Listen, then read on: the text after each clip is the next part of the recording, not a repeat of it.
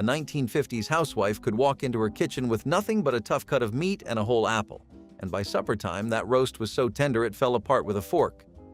Nobody taught her that trick in a classroom. She learned it over the back fence, passed it along to her daughter, and somewhere along the way, we all forgot. They stretched a single pound of ground beef into 4 dinners using nothing but oats. They kept a head of lettuce crisp for a full week with 1 damp cloth. One trick on this list involves nothing but a pinch of salt and a cold skillet, and it changed the way a whole generation browned their meat. Another uses leftover pickle juice in a way that would surprise most professional chefs working today. Here are 100 smart cooking tricks only 1950s housewives knew, and we totally forgot. Stale bread was not the end of the story. In 70s kitchens, people revived it. All it took was a damp towel, a warm oven, and a little patience. Wrap the loaf, set it on the rack, and give it 10 minutes. The crust would soften, the inside would rehydrate, and suddenly, what looked like garbage was good as new. This trick worked best on French bread or sandwich loaves. Kids came home to what smelled like fresh-baked bread, never realizing it was yesterday's leftovers. No one needed to buy new bread if they had 5 minutes and a dish towel. It was part thrift, part cleverness. You might slice it for sandwiches, toast, or cube it for stuffing. But first, you gave it a second chance. Bread was not something people wasted, not when it was the base of every meal. Even when you had just a few slices, this trick made them stretch further. It was not magic, but it sure felt like it. Storing brown sugar with a slice of bread is such a small, brilliant kitchen hack that it feels criminal I did not know it sooner.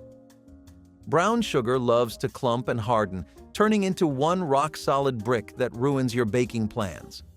But old cookbooks had the answer all along. You just tuck a slice of bread into the sugar container and close the lid. The bread's moisture softens the sugar, keeping it fluffy and ready to use for weeks. It worked wonders for cookie dough, muffins, or anything that called for that sweet molasses flavor. Folks in the 60s and 70s relied on this trick, especially when ingredients had to stretch longer between grocery trips. Honestly, I have chipped away at enough hardened sugar to wish someone shared this sooner. 1 slice of bread, 1 old cookbook tip, and no more ruined recipes. Crisping fried chicken with cornstarch and flour mix was one of those quiet little secrets Grandma tucked into every Sunday dinner. You would hear the sizzle, smell that golden crust frying, and bite into the crisp, airy coating, wondering how it always turned out perfect. The answer? A scoop of cornstarch, blended with the flour, hidden in plain sight.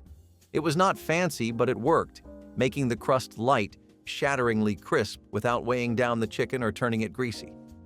Back then, store-bought mixes and fancy breading were not an option, but grandmas knew how to make meals special with simple pantry tricks. That little bit of cornstarch turned ordinary chicken into something that rivaled any restaurant, all while keeping budgets low and bellies full. You never saw her do it. You just tasted the difference, one crunchy, satisfying bite at a time. Cooking vegetables without losing color was a trick that showed science in action. Green beans or broccoli were often used, and teachers explained that blanching in salted boiling water for just a few minutes kept vegetables bright instead of dull. Students were taught to shock them quickly in cold water afterward, locking in both color and crispness. It was a small step, but it turned something ordinary into something worth serving proudly. A plate of vivid green beans looked far more appetizing than limp gray ones. The lesson was that presentation mattered as much as flavor, and that nutrition could be preserved with a little care. It made students see vegetables differently, not as an afterthought, but as something beautiful on the plate. Families back home often saw a difference when those lessons carried over into dinner. Home economics turned vegetables into proof of skill, rather than just boiled side dishes. Carrot-stretched spaghetti sauce added natural sweetness and hearty texture to tomato sauce when meat was scarce or expensive. Grandma grated fresh carrots so finely they melted into the simmering pot, releasing color and subtle flavor that made the sauce thicker and richer. The carrots balanced the acidity of tomatoes and reduced the need for extra sugar while adding valuable nutrition for growing children. Ladled over noodles or spooned onto crusty bread, the sauce tasted vibrant and full even with only a hint of meat or none at all. Family members marveled that such a modest addition could create a sauce as satisfying as any from an Italian restaurant. This simple act of grating carrots stretched both flavor and budget, turning a small harvest into a big meal and proving that vegetables could quietly work the magic usually credited to meat. Every plate served carried a reminder of careful hands and resourceful hearts. Saving bacon grease in a tin can was a ritual in every working kitchen. It sat on the back of the stove, lid popped open, ready to catch every drop of golden fat left behind after breakfast. Housewives did not waste what could be reused, especially not something as flavorful and versatile as bacon grease. It was their secret weapon for cooking eggs, frying potatoes, making gravy, or giving soups a richer taste. A spoonful could make bland vegetables taste indulgent. It was practically its own seasoning. The grease hardened as it cooled and would keep for weeks without going bad. You did not refrigerate it, you just trusted it. Bacon was not something eaten every day, but when you had it, you made it count. Even the drippings were valuable. Housewives taught their kids to pour it safely, and it was one of the first cooking lessons many daughters learned. You knew the home was cared for when you saw that tin. And if you brought it out for company, it meant you were serious about flavor. Today, we toss grease without thinking. But back then, bacon grease was pure kitchen gold. Nothing went to waste, not even the fat from your breakfast.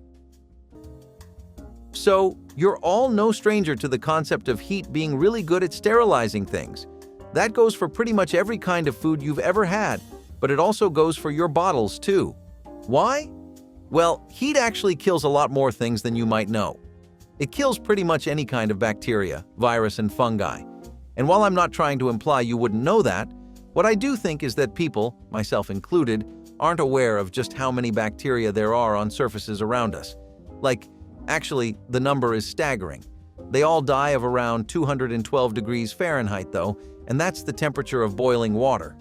This helps to completely obliterate most of these organisms on a cellular level, which is pretty metal if you ask me. The high temperature literally breaks them down into nothing, and they either become inactive because structurally they either just can't work anymore or they are outright killed. Pretty neat, right? Not only do you end up getting your water bottles sterilized, but they end up becoming as clean as they can be too. Gravy over rice might sound like a side dish today, but in the 1930s, it was often the main event. When meat was scarce and vegetables were few, the leftover drippings from a roast, or even just some bacon grease and flour, got turned into gravy. Pour that over a pot of plain boiled rice, and suddenly you had dinner. It was salty, it was filling, and it used things that might otherwise go to waste. Gravy made even the blandest starch taste rich, and rice was a cheap staple that went a long way. Families would keep jars of fat and reuse every spoonful, sometimes adding a splash of milk or a bit of onion for extra depth. It was not about variety, it was about sustenance. One bowl of this could keep you full through a whole day's work, and that was all anyone hoped for. Some children grew up thinking this was a real meal, not realizing it was born of necessity. It was practical, thrifty, and as comforting as it was humbling. You did not need a feast.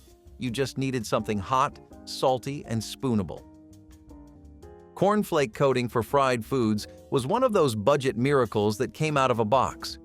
When breadcrumbs were scarce or you just wanted something different, people turned to cornflakes, those same flakes they poured in a bowl for breakfast each morning. Crushed into fine crumbs and tossed with a little salt or paprika, cornflakes made a crunchy, golden coating that worked on everything from chicken to pork chops to fish sticks.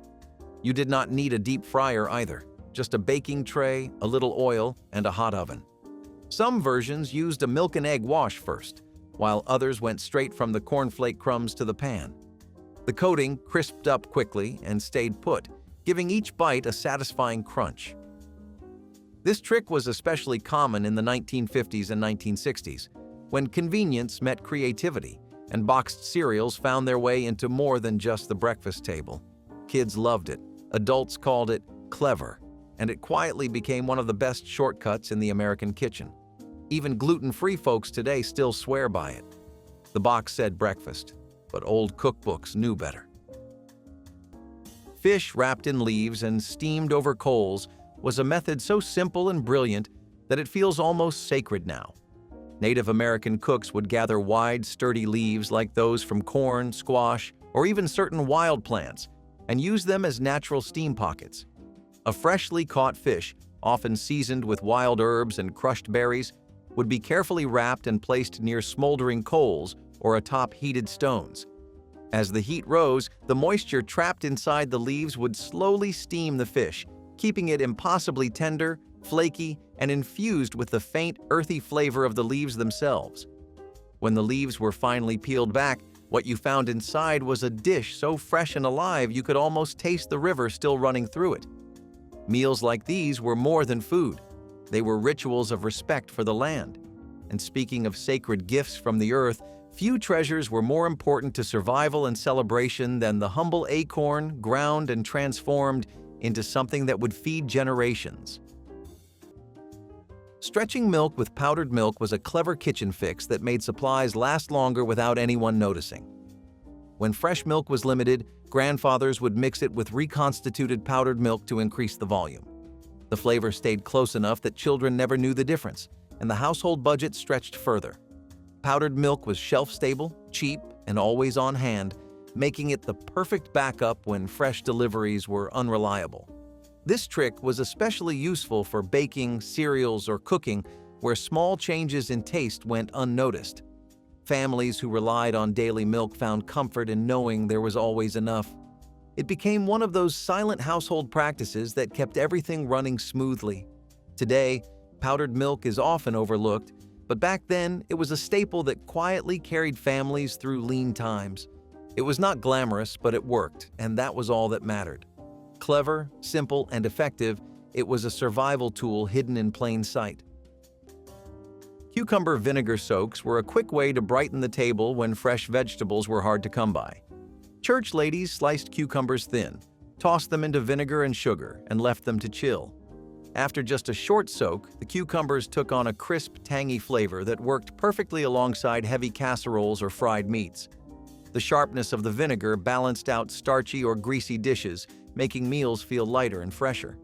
During summer potlucks, bowls of these cucumbers were always emptied fast because they were refreshing and simple. It was an inexpensive side that felt new every time, no matter how often it appeared.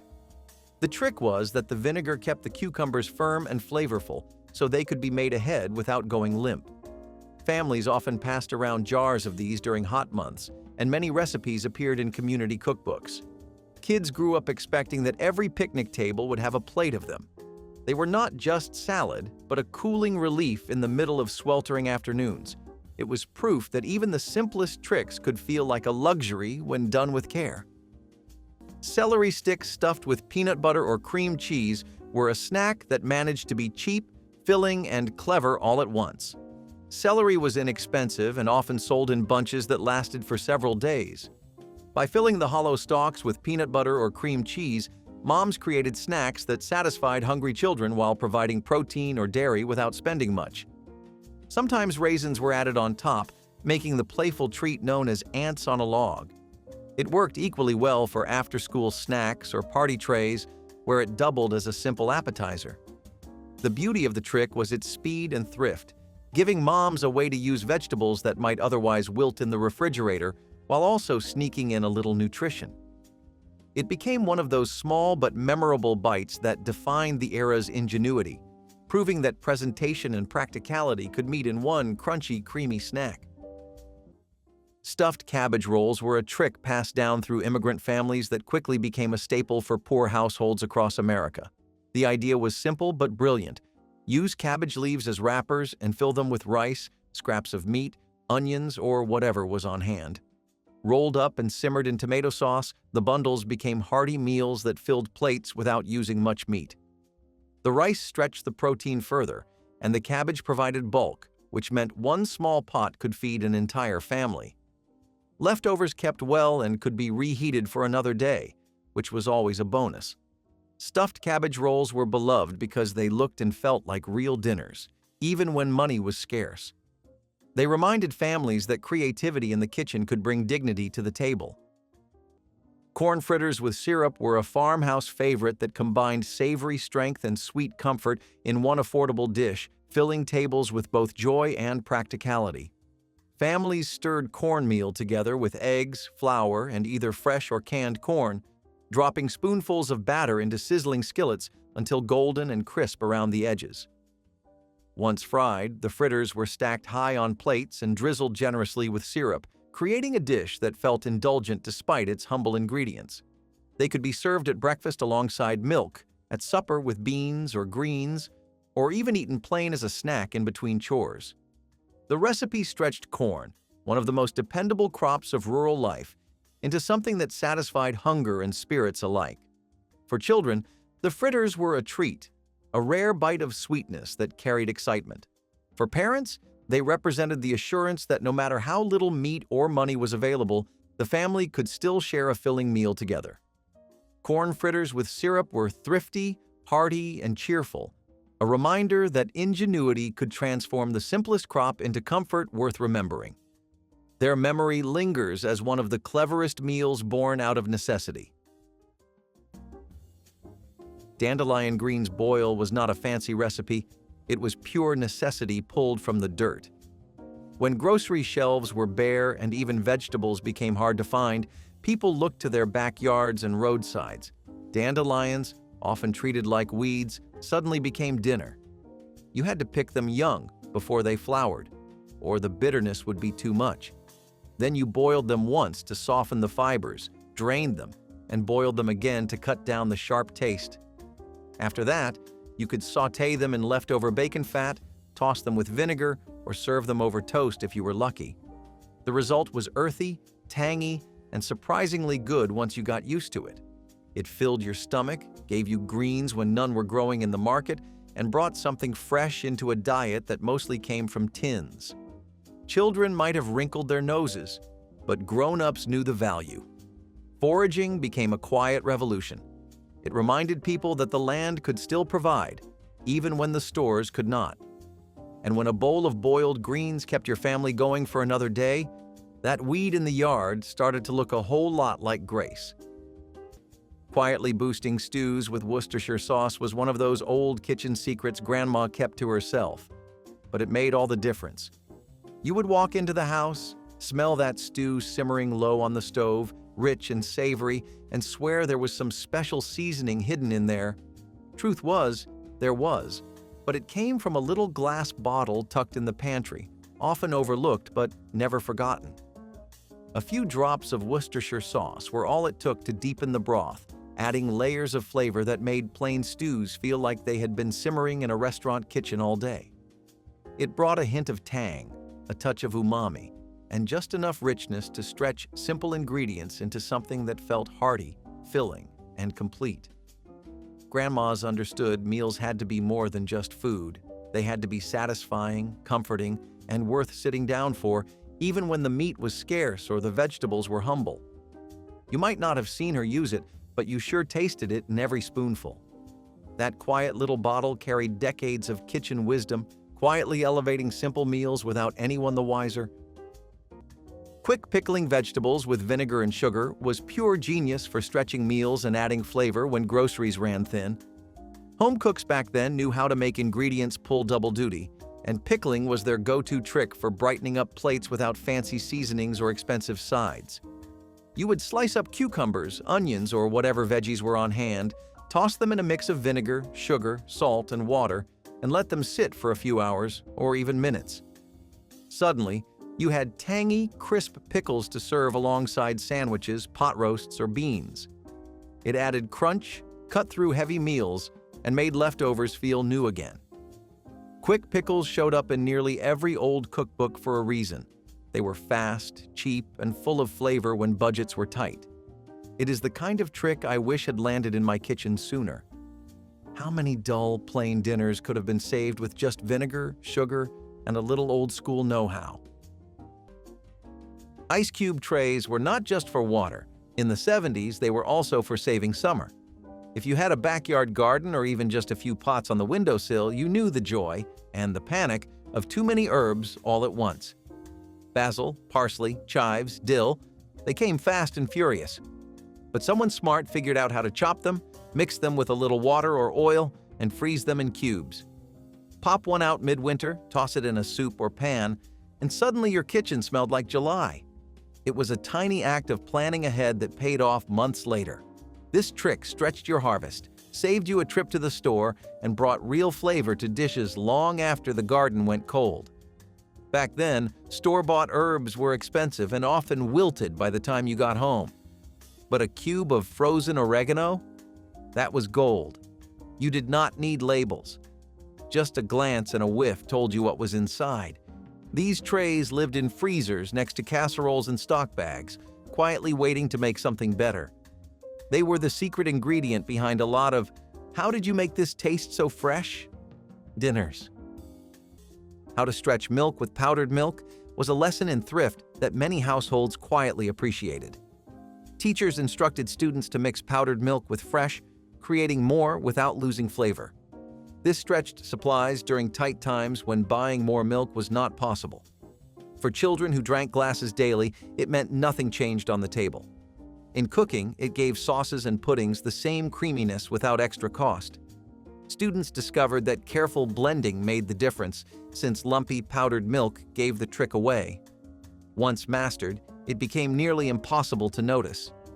Families valued the savings, while students gained respect for how creativity solved problems in the kitchen.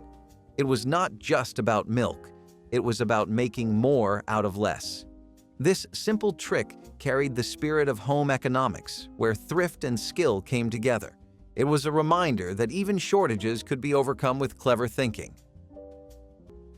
3 bean-baked beans brought together whatever legumes lingered in the pantry and turned them into a main dish that felt both hearty and celebratory. Grandma mixed navy beans, kidney beans, and pinto beans with onions, molasses, and a hint of mustard, then baked them slowly until the sauce thickened and the beans soaked up every flavor. The aroma filled the house for hours, promising a dinner that needed no meat to feel complete. Served with cornbread or ladled over rice, it kept the family full on the coldest nights. This dish was easy to scale for potlucks or neighborhood gatherings, making it a favorite for church socials and community suppers.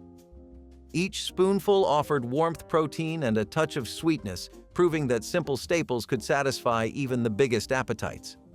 The recipe endured because it celebrated abundance without extravagance and turned everyday beans into something worthy of the center of the table.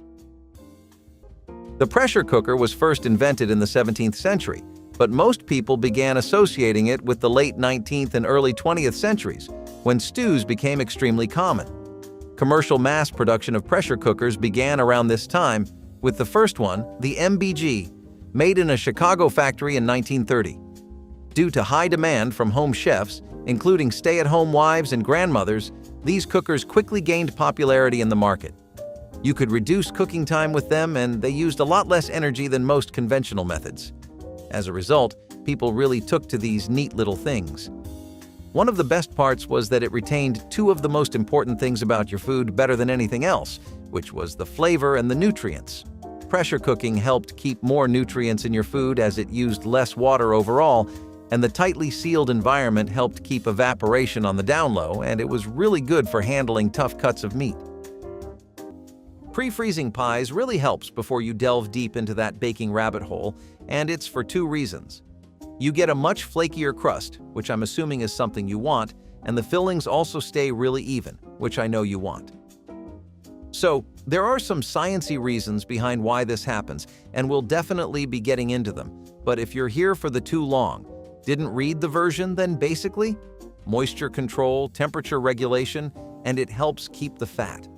Now, for the actual explanation. So, pie dough has a lot of cold fat, and that's what helps make that really flaky texture in the first place. Pre-freezing helps to solidify that fact and make sure the fat remains as solid as it can be, and the fat hopefully maintains its structure too. Plus, when you usually bake a pie without freezing it, the soft, soggy, and moist filling can keep the bottom crust really soggy. And this is a problem because you always want a firm base for your pie. The cold temperature of a pie that's been pre-frozen is an entirely different ballgame, though. This helps slow the process down in the oven, and overall, the fat at the bottom of the dough solidifies before the filling has a chance to soften it up. The filling itself is also getting more set and firm, and that's because being frozen helps keep it in a solid state, which helps make sure that it cooks more evenly. So, just a small trip in the freezer can give your pie the pick-me-up it needed, huh? Condensed soup as a sauce base was the shortcut that felt anything but lazy. Cream of mushroom, tomato, chicken, it all came in cans stacked high in the pantry. Housewives relied on them to turn plain casseroles into creamy, hearty meals with just one stir. Instead of making bechamel from scratch, you opened a can and added milk or broth. Suddenly, you had a thick, smooth sauce that tasted homemade. It was fast, affordable, and tasted good with nearly everything: pasta, rice, meat, or vegetables. One can could coat an entire dish. And when you were feeding 5 people on a 2-meal budget, that mattered. It helped bring consistency to meals and gave new life to leftovers. You could even mix 2 flavors to make your own twist. It was a blank canvas that worked with whatever was in the fridge. That kind of flexibility was gold in a 1950s kitchen. These soups may have started as shelf-stable convenience food, but they became a trusted tool in every cook's kit. Housewives did not just use them, they elevated them. And that was the trick all along. Pot and pot steaming was a workaround so clever it made most kitchen gadgets look unnecessary. No steamer basket? No problem. You just nested a smaller pot or bowl inside a larger one filled with a little water, covered the whole thing tightly, and let the steam do its job. Vegetables came out soft but not soggy. Dumplings puffed up like clouds, and even old bread could be gently rewarmed without drying out. You had to keep an eye on the water level so it would not boil dry, but once you got the hang of it, this method became second nature. It was quiet cooking. No sizzling, no flipping. Just warm air lifting food to the finish line. People used it for everything from puddings to tamales. Today, we buy tiered steamers and electric setups, but this old trick used what you already had. It turned basic pots into tools of precision, all without spending a dollar. And for many home cooks, that made all the difference. Jelly omelets were the kind of oddball depression dish that worked better than expected. Eggs were easier to get than meat, especially if you had chickens, but they still had to stretch.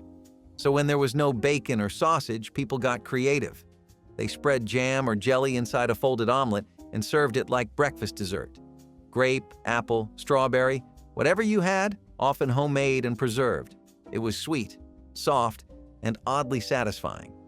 The egg and sugar made something that felt like a treat, even if it was born of necessity. For children, it was special. For adults, it was just another way to avoid waste.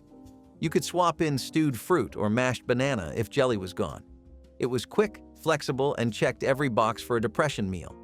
It might seem strange today, but it made sense back then. When food was limited, taste mattered more than rules. Making mayonnaise by hand was a test of endurance and technique in home economics classrooms.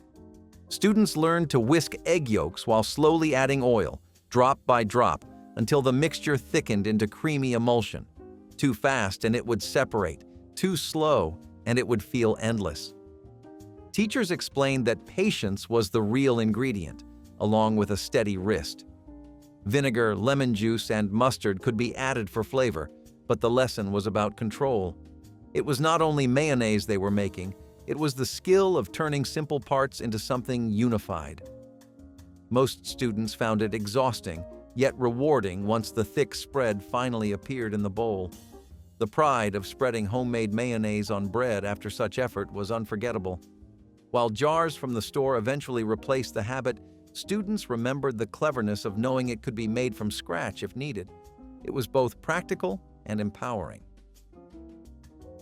Cabbage stretch stew turned a single pot into a feast by filling it with hearty leaves that softened into silky sweetness as they cooked.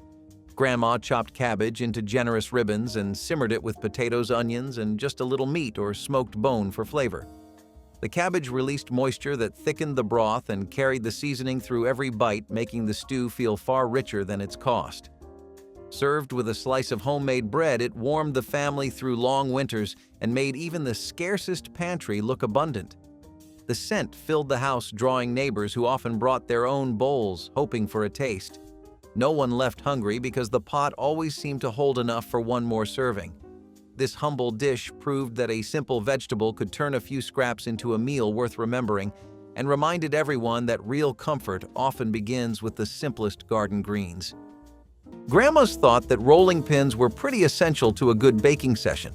You could not go a day without seeing one be put to use, as it was just a very multi-purpose tool that helped in every way possible.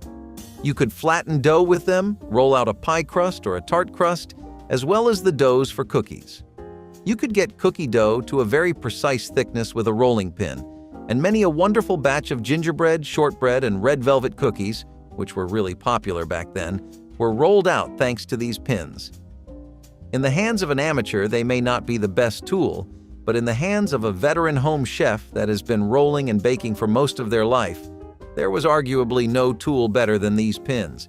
If you even needed to make croissants, puff pastry, or donuts, you could use rolling pins. And if you wanted to save a little on birthday costs by baking a cake at home, that was pretty easy thanks to a grandma who knew how to work a pin. String is actually really good, not just for slicing your cake and your desserts, but for stringing up and trussing your poultry too.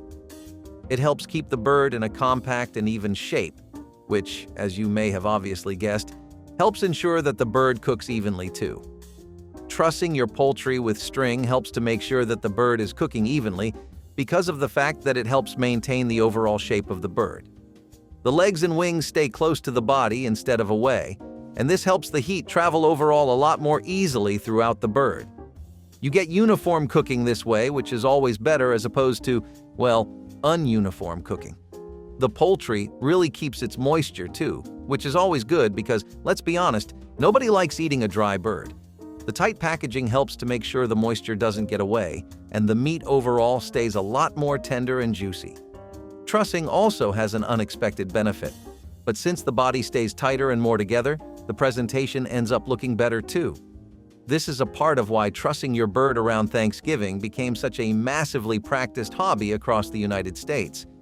After all, when the occasion is special, you don't just want to make a good bird, you want to make it look pretty sitting there with all the toppings too. Then there's the stuffing, which always tends to kill everyone's vibe when it overflows. The aesthetic appeal of the bird, combined with how it just overall cooks a lot better and stays more crispy too thanks to the even baking, means that there's almost never a reason not to truss your bird. Bacon grease jar cooking was not just a habit, it was a household rule. You never threw out bacon fat, not once. It was poured hot into a tin can or a glass jar, usually kept by the stove, and reused for just about everything. Fried potatoes, sautéed greens, biscuits brushed on top for that golden shine. Some families even swore by it for making popcorn. It added flavor where there was none and stretched what little fat you had across the whole week. Bacon grease turned bland cabbage into something rich and smoky. It revived day-old cornbread and crisped up onions like nothing else. The jar was never labeled, and no one needed it to be. You just knew what it was by the smell. Today, we are told to throw away fat and use olive oil instead. But back then, this was gold. It was seasoning, substance, and thrift all in one.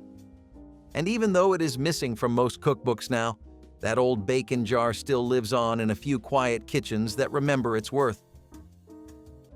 Pickled beet eggs looked almost too strange to eat, but they were one of the smartest ways to stretch a protein that was hard to come by.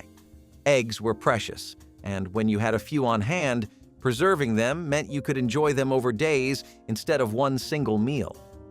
The trick was in the brine. You took leftover beet juice, usually from canned or boiled beets, added vinegar and some spices, and dropped peeled boiled eggs into the jar. After a few days, they turned bright pink and took on a tangy, earthy flavor that was far more interesting than a plain boiled egg. The color made them feel like a treat, especially to children who had not seen anything festive in months. These were served at room temperature, sometimes sliced onto bread or mashed into sandwiches. They could last for over a week in a cool place, which made them ideal for families without ice boxes. They were flavorful, pretty to look at, and most importantly, long-lasting.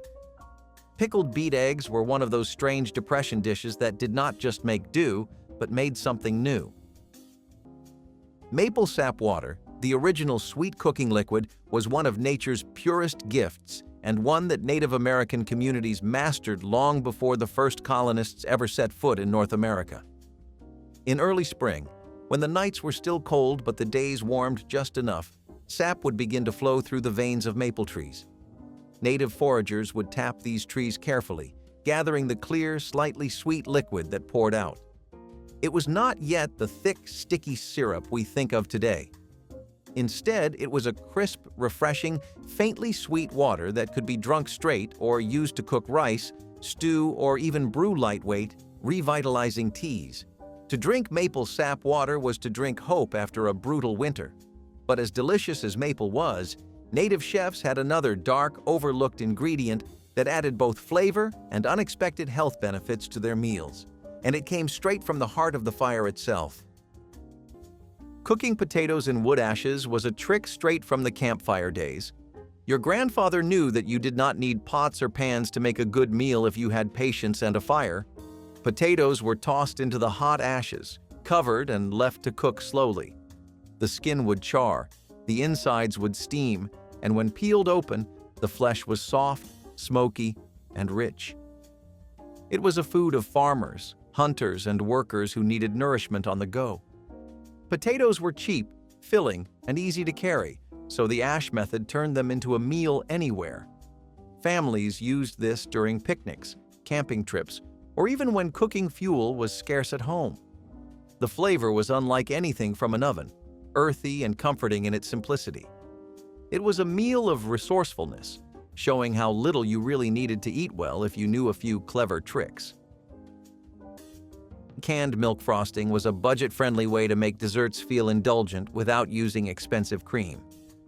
By whipping evaporated milk with sugar and flavorings, church ladies created a smooth, fluffy icing that paired perfectly with cakes or cookies.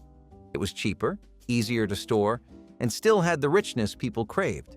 The trick meant even families with limited access to dairy could enjoy frosted treats. At bake sales, cakes topped with this kind of icing sold quickly because they looked just as beautiful as any bakery creation. The flavor was subtly caramelized, which made it stand out from regular buttercream. Children loved it because it was sweet and soft, while adults admired the thrift behind it. Community cookbooks often included this recipe, passing it from one household to another. It showed that indulgence did not always need expensive ingredients, just clever thinking. Frosting made this way was not only practical, but also memorable, leaving behind a taste tied to church gatherings. It was a simple solution that brought sweetness to tables everywhere. Pineapple upside-down bundt cake was one of those whimsical desserts that instantly caught attention on a 70s table. Housewives already knew the appeal of the classic pineapple upside-down cake, but baking it in a bundt pan gave it height, curves, and a presentation that seemed far fancier than the ingredients suggested. Canned pineapple rings, bright red cherries, and sticky brown sugar glaze lined the bottom of the mold, so when it was flipped out, it looked like something pulled straight from a magazine. Guests thought it was sophisticated, but the truth was it took no more effort than the original recipe. It was a playful nod to the growing trend of bundt pans in every kitchen, where recipes could be repurposed for new shapes and styles. Housewives leaned on this trick whenever they needed to impress without the fuss of pastries or layered cakes. The cake looked polished, tasted rich, and had the bonus of stretching one can of fruit into a dessert that fed a crowd. It was a dish that celebrated presentation as much as thrift, showing how far creativity could take you. Hamburger helper beginnings started long before the boxed version appeared on store shelves. Moms in the 1960s were already mixing ground beef with pasta, canned tomatoes, and seasonings to create one-pot meals that stretched a small amount of meat across the entire family. It was inexpensive, filling, and customizable depending on what was in the pantry. Cheese might be added for creaminess or leftover vegetables thrown in to bulk up the meal. These dishes were quick, practical, and comforting, which made them perfect for busy weeknights. For many households, they were lifesavers, providing variety without draining the budget. When the boxed hamburger helper finally arrived in the early 1970s, it simply packaged what moms had already been doing for years. The brand marketed convenience, but the roots of the idea came straight from kitchens where resourceful cooking had already turned thrift into tradition. Cornbread in a skillet was the kind of dish that blended thrift and tradition with every slice, making it unforgettable in households that valued resourcefulness. Families poured cornmeal batter into hot cast-iron skillets slicked with bacon grease, letting the edges sizzle into a golden crust that crackled with flavor. The drippings gave the bread a smoky depth, turning it from plain bread into something hearty and rich without adding expensive ingredients. Housewives counted on skillet cornbread to stretch meals, cutting wedges to serve with beans, greens, or soups, so smaller servings felt filling.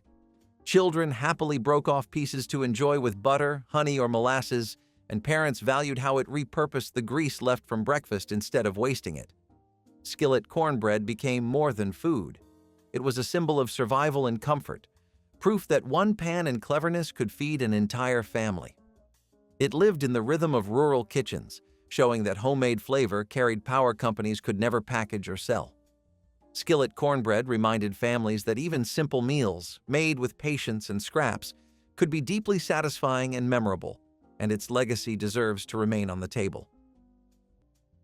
Soup bone broth was one of the most valuable tricks that poor families held on to because it created nourishment out of what others would throw away. Butchers often gave away or sold bones at a very low price, and those bones still held flavor, fat, and marrow that could be coaxed out with time. Families simmered them for hours with water, onions, or carrots if they had them, and what resulted was a rich stock that could be sipped as soup or used as the base for stews and gravies. This broth was especially important in the winter because it gave warmth and substance without requiring much meat at all. Sometimes scraps of vegetables or herbs were tossed in, making the meal even more filling, but the bones themselves carried most of the value. For poor families, nothing was wasted, and even what seemed like trash to others could become the backbone of survival. A pot of soup bone broth on the stove was a sign that a family would eat, even when money was nearly gone. Carrot mold salad was the kind of dish that defined its era. Made from lemon gelatin, shredded carrots, vinegar, and sometimes pineapple or celery, it created a jiggly, sweet-savory mold served cold. Wartime cookbooks often called it a refrigerator salad, easy to prepare ahead and stretch across several meals. Carrots were cheap, easy to grow, and full of vitamins, making them a favorite for Victory Garden cooks. Gelatin gave the dish its firm structure and allowed for clean slices. It became a familiar sight at picnics, church suppers, and potlucks, where something bright and affordable was always welcome. Some recipes added chopped peppers for crunch, but the core idea was simple: make vegetables feel festive. It may look odd today, but it represented optimism and invention during hard times. A shimmering slice of carrot mold might not be flashy, but it held pride and purpose in every bite. Soup jar layering was the quiet art of making meals from yesterday's scraps. In a time when waste was not an option, families would pour leftover soup into a large glass jar, day after day, ladle after ladle. One day it might be bean soup, the next potato and onion. Over time, those layers would settle, stacking like a patchwork quilt of past meals. When the jar was full or the fridge was bare, it all got reheated together. Sometimes it made sense, sometimes it did not. But it was hot, filling, and oddly comforting. People would add a handful of noodles or a splash of milk to stretch it further. A pinch of herbs or leftover bacon grease might bring the whole thing together. You never quite knew what flavor you were getting, but it always tasted like home. It was not about elegance. It was about not going hungry. And that jar, sitting on the back shelf, reminded everyone in the house that nothing was ever wasted. Even the smallest spoonful had a purpose. Using cornstarch to thicken sauces was a final essential trick. Teachers showed students how to mix cornstarch with cold water to create a slurry, whisking it into simmering liquid until it thickened.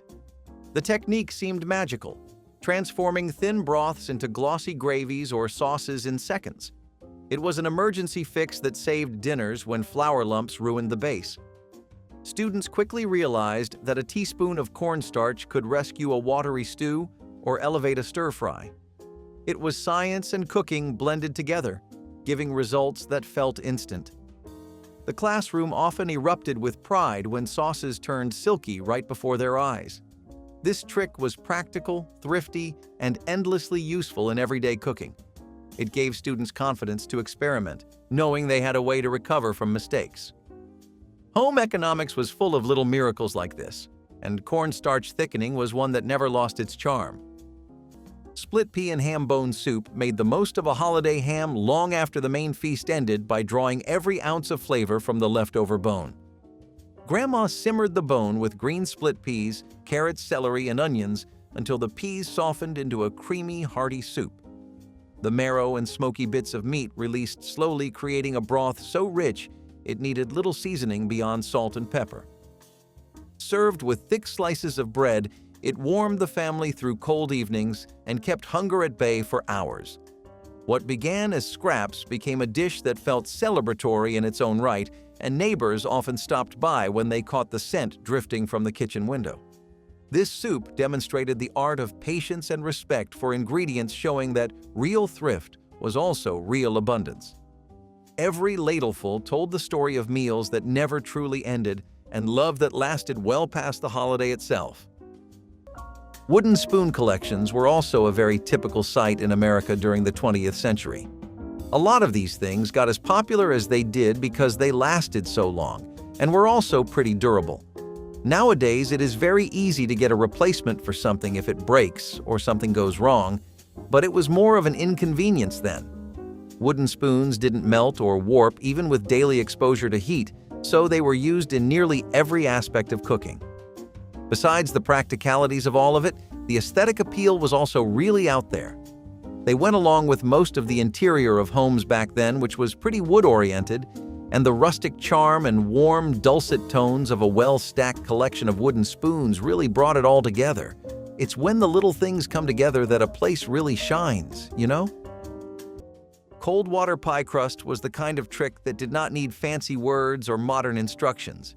You used flour, lard, a little salt, and water so cold it could numb your fingers. That was it. No refrigeration, no butter cubes, and definitely no food processor. Cooks would stir it just until it held together, then roll it thin and let it rest right on the countertop. The cold water kept the lard from melting too early, so when it hit the oven, the crust puffed and flaked just right.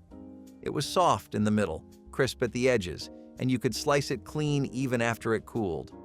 These pies were never about elegance.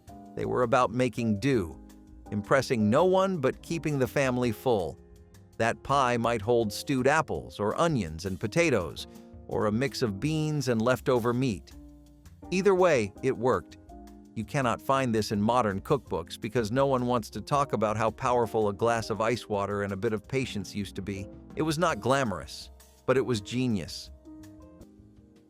Mashed potato donuts were a wartime favorite that combined comfort, frugality, and just enough indulgence.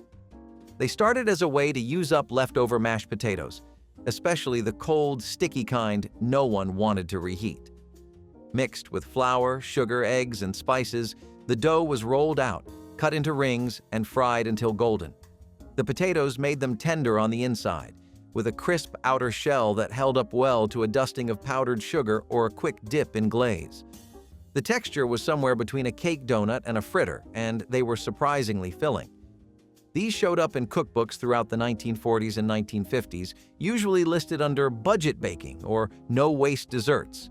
They were popular at church events, bake sales, and family breakfasts, where everyone needed something sweet and satisfying. People even used boxed instant mashed potatoes when real ones were in short supply. It was not just about saving money, it was about turning scraps into something worth looking forward to. And in kitchens where not a spoonful could be wasted, these donuts made every bite count.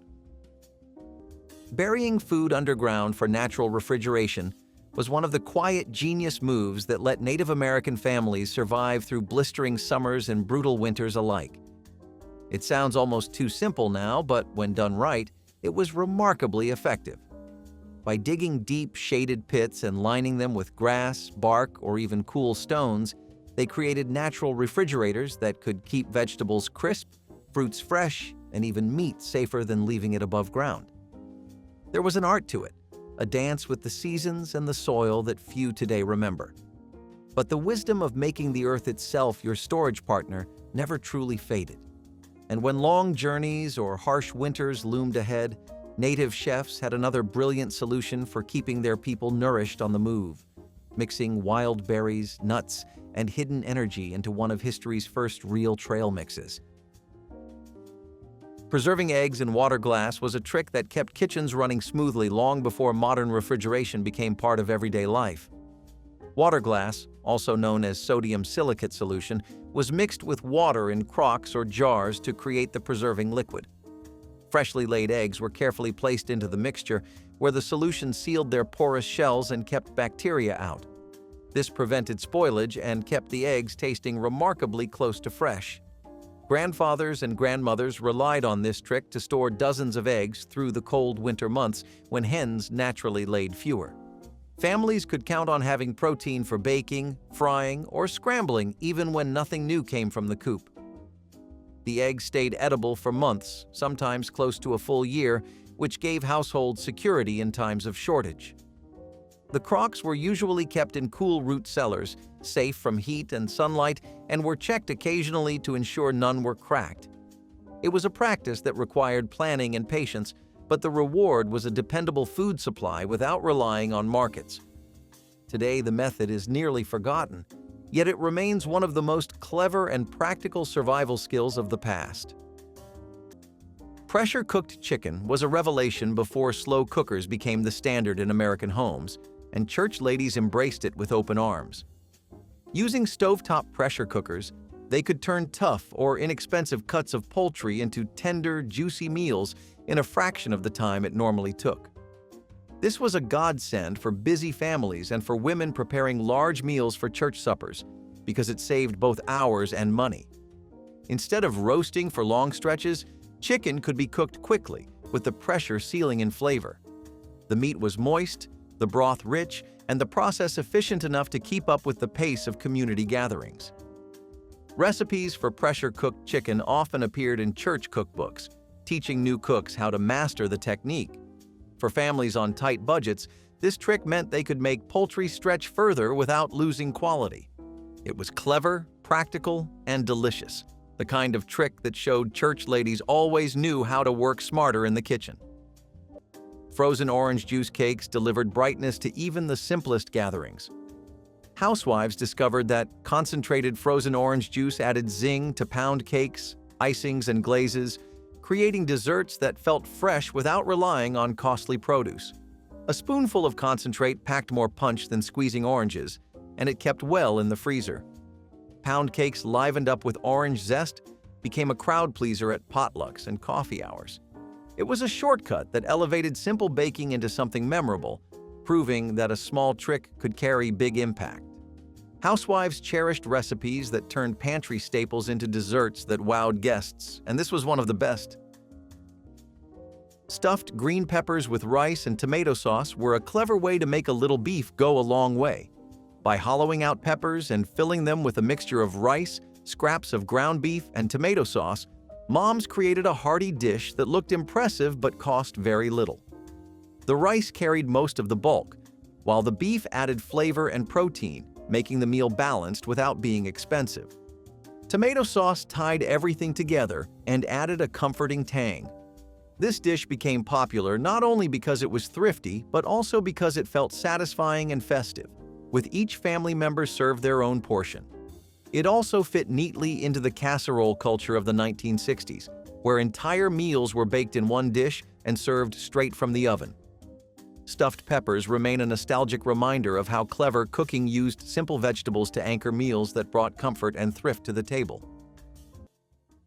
Pimento cheese spread was one of those frugal recipes that showed how a few simple ingredients could turn into something memorable.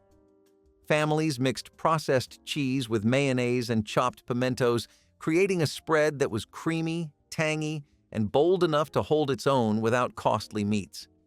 It was spread thick between slices of bread, packed into school lunches, or served on crackers at church gatherings. Housewives loved it because it stretched ingredients, turning one block of cheese and a jar of pimentos into days of filling sandwiches. Children thought it was fun because of the bright color, and adults appreciated how far it went when budgets were thin. Pimento cheese became a Southern staple but reached kitchens all across the country during lean decades. It carried pride with it because it proved flavor did not have to be expensive to be beloved. Even today, people who grew up with it remember its taste as comforting, tied to summer picnics, community suppers, and quick meals that felt indulgent even when money was tight.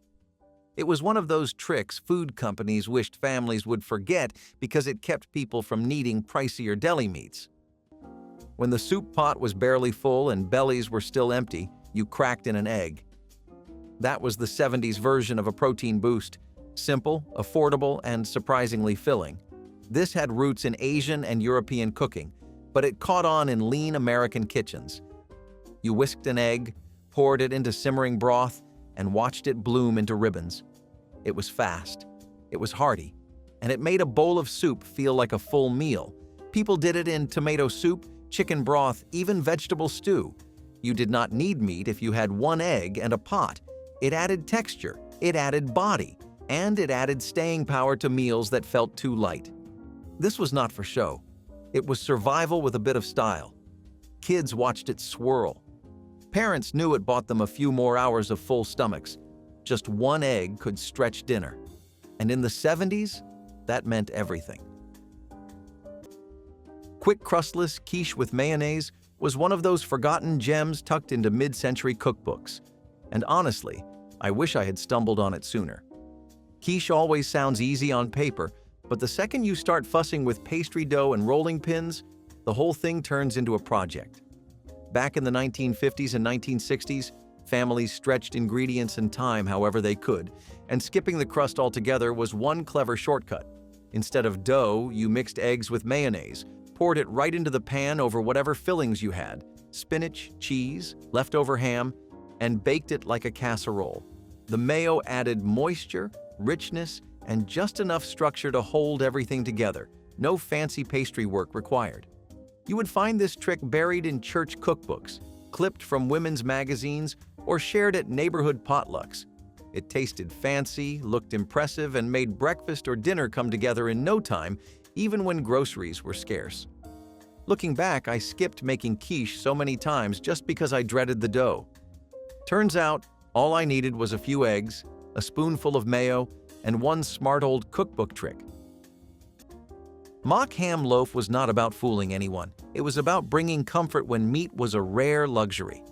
You would take mashed beans or lentils, stir in pork fat for richness, and add beet juice to give it that pink, ham-like color. The whole thing was shaped into a loaf, topped with a sweet glaze if you had sugar or molasses, and baked until firm around the edges. Some versions used breadcrumbs or oatmeal to bind it all together. Others included chopped onions or spices for flavor. It was salty, a little smoky, and just chewy enough to stand in for meat at the dinner table. Children would call it pink meat, even if it had no meat at all. And for families who had not seen a real ham in months, it filled a very real need. For familiarity, for warmth, and for something that felt like a meal. You sliced it thick, served it with canned vegetables or potatoes, and maybe had enough left for sandwiches the next day. It was humble food, made with care. Tricking kids with hidden veggies and meatloaf was the kind of sneaky, brilliant move Grandma pulled off all the time, and no one ever caught on. Meat was expensive, vegetables were necessary, but getting kids to eat them? That was a battle in itself. So Grandma got clever. She finely grated carrots, zucchini, onions, sometimes even spinach. So small they blended right into the meatloaf mix. Along with breadcrumbs, herbs, and seasonings, those veggies disappeared into the loaf, stretching the protein and sneaking in nutrients at the same time. The kids never knew, and honestly, neither did most of the adults. They just ate slice after slice, never suspecting their dinner was doing double duty. Grandmas understood meals had to fill bellies, stretch ingredients, and keep everyone healthy, all without turning dinner into a fight. It was quiet kitchen know-how, tucked into every bite, passed down through generations, keeping meals hearty and homes happy. Mock apple pie, also called Ritz cracker pie, was one of the most inventive tricks to come out of the Depression years when real apples were far too expensive for struggling families. Instead of fruit, crushed crackers were layered with sugar, cinnamon, and a splash of lemon juice to mimic the flavor and texture of apples. Once baked inside a pie crust, it fooled more than a few people into thinking it was the real thing. The trick was in how the crackers softened during baking, blending with the sugar and spice until they resembled stewed apples. Families cherished this recipe because it allowed them to serve what looked like a proper dessert without needing costly fruit. Children especially delighted in telling guests they were eating apple pie, only to reveal the secret later. It was part fun, part necessity, but it gave families pride in serving something clever that still tasted good. The mock apple pie proved that frugality could be playful as well as practical, and while it faded with time, the memory of turning simple crackers into a pie that looked and tasted like the real thing remains an enduring story of resourceful cooking. Powdered milk in creamy sauces was a quiet substitution that made casseroles and soups taste rich even when cream was out of reach. Housewives mixed powdered milk with water and whisked it into gravies, macaroni dishes, and vegetable bakes, giving them body and flavor without needing fresh dairy. It became a hidden tool in households where budgets were tight, and it fooled guests who never realized they were eating something stretched with substitutes. Powdered milk was cheap, shelf-stable, and reliable, which made it indispensable in kitchens that had to plan for lean weeks. Families appreciated that meals still tasted indulgent without draining resources, and children never knew the difference. It was a trick companies did not advertise because they would rather sell real milk or cream, but for housewives, it was proof that ingenuity mattered more than marketing. This substitution made countless casseroles creamy, filling, and memorable without costing more than a few pennies. Homemade TV dinner trays were a clever 1960s trick that let families enjoy the novelty of frozen meals without buying expensive store-bought versions. Moms used foil pans to portion leftovers into single servings, freezing them so they could be reheated later. This not only reduced food waste, but also gave busy families quick meals ready for hectic nights. Before microwaves were common, these trays were reheated in the oven, making dinner convenient and organized. For kids, it felt special to have their own individual tray with compartments just like the TV dinners advertised on television. Parents appreciated the savings, since making their own trays cost far less than buying prepackaged meals. It was also a way to stretch Sunday roasts or large batches of stew into multiple dinners during the week. Homemade TV dinners reflected the spirit of the decade, balancing modern convenience with frugal practicality. They stand as an example of how 1960s moms used resourcefulness to give their families the best of both worlds. Cracker Barrel cheese logs were the retro answer to snacking boards long before charcuterie became fashionable. Housewives would mix cheese with spices or herbs, roll it into logs, and coat it in paprika or sesame seeds for flair. Served with crackers, it became the highlight of parties and church gatherings, giving everyone something to nibble on without emptying the wallet. The appeal lay in its simplicity. It looked indulgent, but took little time or money to prepare. Rolling the cheese into a tidy log made it easy to slice, keeping everything neat and manageable on a tray. It was versatile, too, since nearly any combination of cheese and coating worked, making it a flexible solution when supplies varied. These cheese logs turned the ordinary into the memorable, showing off creativity in a way that seemed effortless. They were clever centerpieces that turned everyday pantry items into a conversation piece.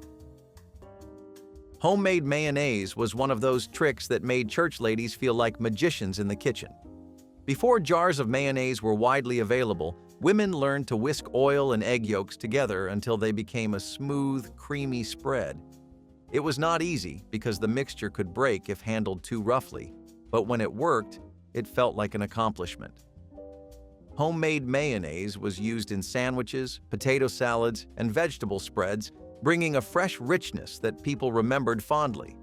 It was also far cheaper than buying prepared versions, which made it a smart choice for large families or community meals. Church ladies often passed down tips on how to get the texture right, and recipes appeared in local cookbooks to guide beginners. The flavor was sharper and fresher than store-bought, which gave simple dishes an extra kick.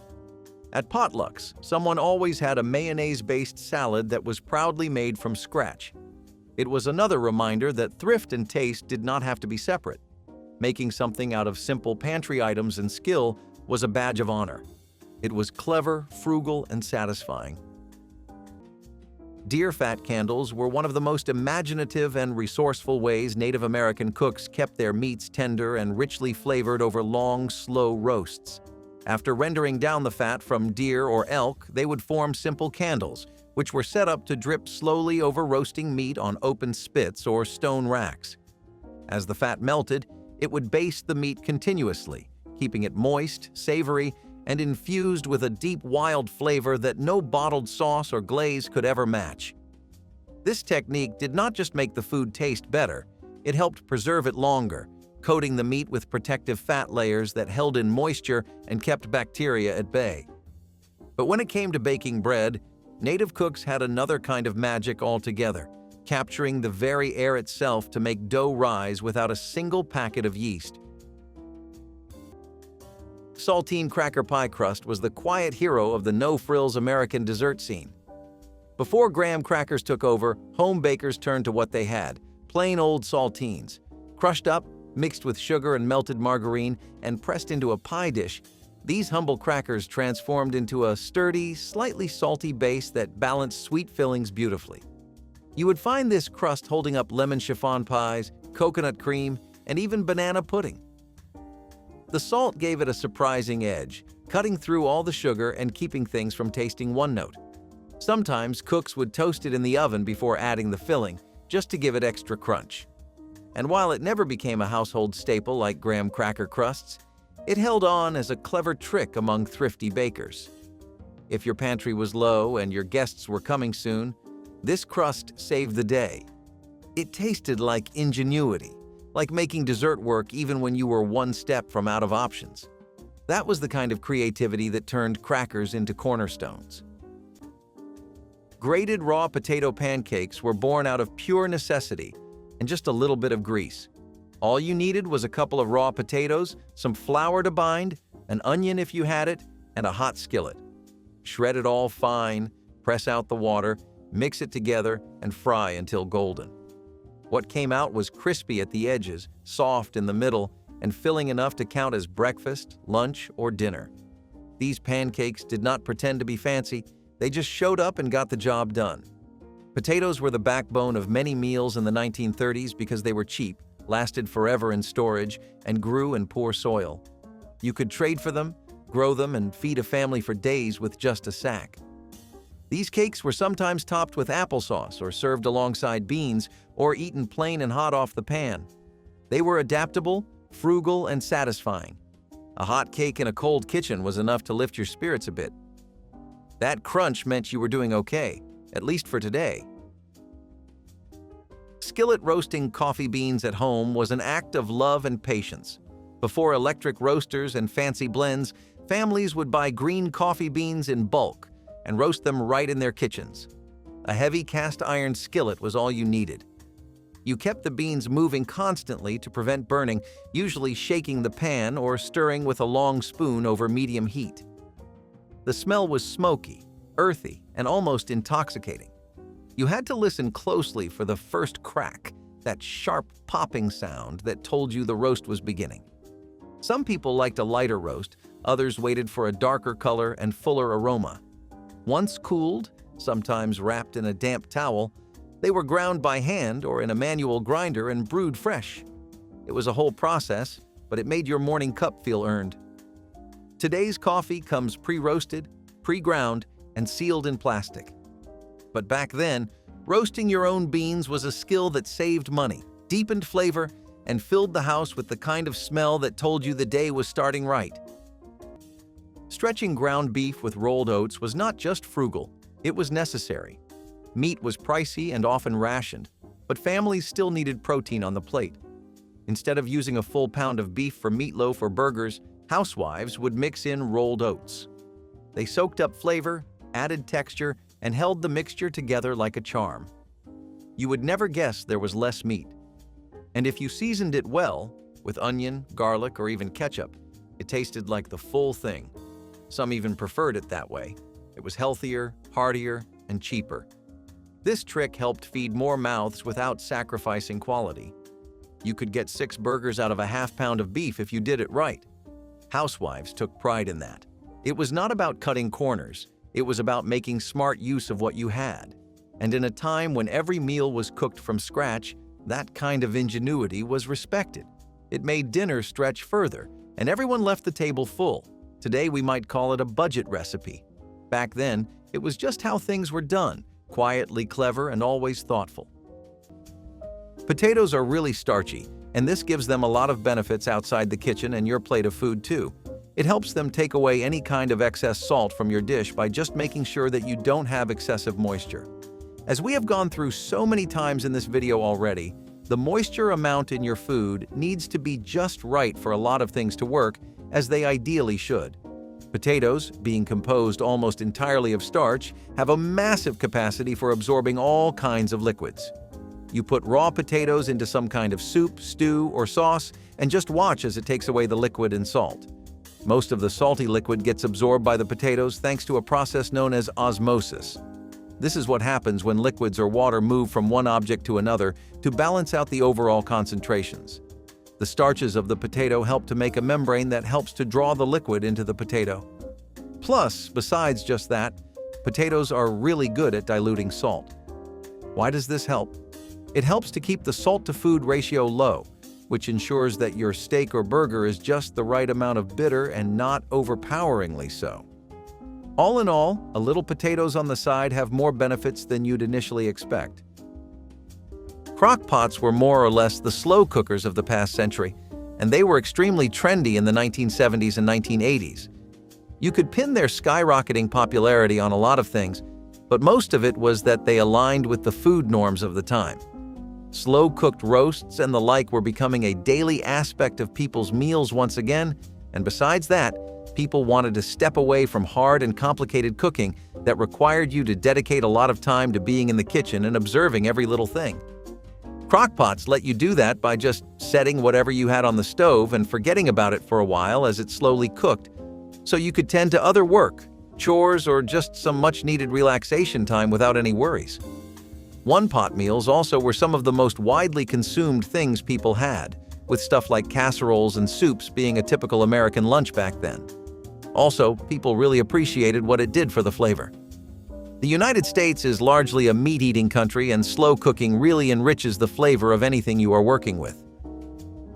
Cornmeal. Mush breakfast began as a humble morning meal that filled empty stomachs with warmth and simple comfort when groceries were scarce and budgets were tight. Grandma stirred coarse cornmeal into salted water and simmered it until it thickened into a creamy porridge that kept everyone satisfied through long days in the fields or at school. The real genius came the next evening when the chilled leftovers were sliced into neat squares and fried in a hot pan until crisp edges formed and the inside stayed soft. Served with a drizzle of syrup or a spoon of gravy, these golden slices turned one pot of grain into 2 full meals without spending another penny. Children looked forward to the savory crunch, while adults appreciated how a single bag of cornmeal could stretch across the week. The sizzling sound in the skillet and the toasty smell reminded the family that thrift did not mean sacrifice, and that patience always rewarded the careful cook. Quick pickling cucumbers was a fun project that students loved because the results came so quickly. Teachers demonstrated how vinegar, sugar, and salt could transform slices into crisp pickles in just hours. Garlic, dill, or peppercorns could be added for variety, making the jars look as appealing as they tasted. This was not the long process of canning, but a quick trick that taught the basics of preservation. Students enjoyed tasting their pickles the next day, marveling at the flavor that seemed too strong for such a short time. Families at home welcomed jars of refrigerator pickles that added crunch to sandwiches or dinners. The lesson showed that not all preservation needed special equipment, just resourcefulness and a willingness to experiment. It captured the spirit of home economics perfectly. Simple ingredients, clever methods, and satisfying results. Pickling cucumbers this way turned an ordinary vegetable into something bright and refreshing without much effort at all. Reusing cereal bag liners as wax paper was a kitchen trick hiding in plain sight. Once the kids had torn through their cornflakes or puffed rice, housewives would carefully remove the inner plastic liner, shake out the crumbs, and set it aside. This waxy, crinkly paper was not trash. It was an all-purpose kitchen tool. You could wrap sandwiches in it, cover leftovers, line cake pans, or even roll out pie dough without sticking. It was durable, clean, and, best of all, completely free. In the 1950s, every penny saved counted, and this clever reuse was like a quiet rebellion against waste. Homemakers found dozens of ways to repurpose what others might throw out. It was a lesson in resourcefulness, not just frugality. If you grew up during that time, you probably remember the sound of those liners being folded and tucked away in a drawer. That crinkle was the sound of a house being run right. Modern kitchens may have parchment and plastic wraps galore, but nothing beats the feeling of giving something a second life. In a way, cereal bags were just another example of how every part of the home was expected to pull its weight, even the packaging. Sweet potato pie without eggs was a testament to how much flavor could be pulled from so little. Eggs were expensive, milk was scarce, and sugar had to be stretched, but sweet potatoes were dependable. You could bake them, mash them, and mix them with a bit of flour, spices, and molasses to create a smooth filling that held together without help. The crust was optional, and in many homes it was skipped entirely to save flour and fat. The pie was poured into a greased tin and baked until it firmed at the edges and browned just slightly on top. It was soft, earthy, and just sweet enough to count as dessert. Sometimes people would add a dab of butter or a splash of vinegar to deepen the flavor. You did not need whipped cream or toppings. This was comfort on its own. It tasted like autumn, like Sunday dinner, like something you made from scratch and with care. Sweet potato pie was not about presentation. It was about getting a little joy out of the root vegetables you had on hand. And back then, that joy meant everything. Oven-dried breadcrumb saver was less of a recipe and more of a way of life. Any time you had bread that went stale, and back then, that was often, you dried it out in the oven, crushed it by hand, and stored it for later. Nothing got tossed. These homemade crumbs were used for coating fish, thickening soups, binding meatloaf, and topping baked casseroles. A batch could last weeks if you kept it dry and cool.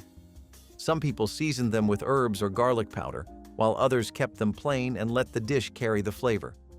Cookbooks from the 1940s and 1950s listed breadcrumbs as an everyday ingredient, not something you bought at the store.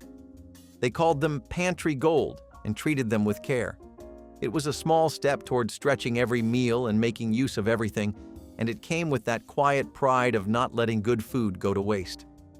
These crumbs had a texture you could not get from store-bought. More rustic, more honest. They turned the ordinary into something that felt home-cooked and personal. Salt harvesting from natural licks and how it changed food forever is one of those hidden stories that shaped survival more than we realize. In a world without grocery stores or factories, finding salt meant everything. Native American communities knew where the land bled salt, places where groundwater left behind crystals, or wild animals led the way to salt licks hidden deep in forests and valleys. They would collect the precious mineral by hand, scraping or boiling it out of muddy springs, then carefully drying and storing it for trade, cooking, and medicine. Salt preserved meats, flavored stews, and replenished bodies worn down by long journeys or brutal seasons. It was not a luxury, it was a lifeline. But salt was not the only way native chefs elevated their meals. When it came to pure, haunting flavor, they had another secret weapon. The living aroma of the woods themselves turned into smoke and magic. Using starch water for ironing was a thrifty household trick that showed nothing went to waste. After boiling potatoes or rice, the leftover water was saved instead of poured away. Grandfathers and grandmothers alike knew that this starchy liquid could be brushed, sprinkled, or sprayed onto clothes before ironing. It stiffened fabric, smoothed wrinkles, and gave shirts or linens a crisp finish that looked sharp without spending extra money. This was long before spray starch bottles lined grocery shelves, and it worked just as well. The trick was simple, effective, and completely free, making it part of weekly routines in households across America. Families appreciated the polish it brought, especially when appearances mattered at school, in church, or at the workplace. It was one of those quiet lessons in resourcefulness, showing children that clever thinking stretched what little a household had. A pot of boiled rice might feed the family, and its water could keep clothes presentable too. Clever tricks like this proved that nothing in the kitchen was ever truly wasted, and that every byproduct had another purpose. Homemade grape Kool-Aid sherbet was one of those tricks that turned a simple drink mix into a frozen delight for children's socials. Church ladies mixed powdered Kool-Aid with sugar, water, and a little milk, then froze it into a sherbet that looked bright, cheerful, and fun. It cost very little to make, but felt like a special treat, especially in the heat of summer. Kids loved the vivid purple color and tangy sweetness, while parents appreciated that it could be made in large batches with minimal effort. At picnics or Sunday school gatherings, tubs of this sherbet were scooped into paper cups, leaving sticky smiles everywhere.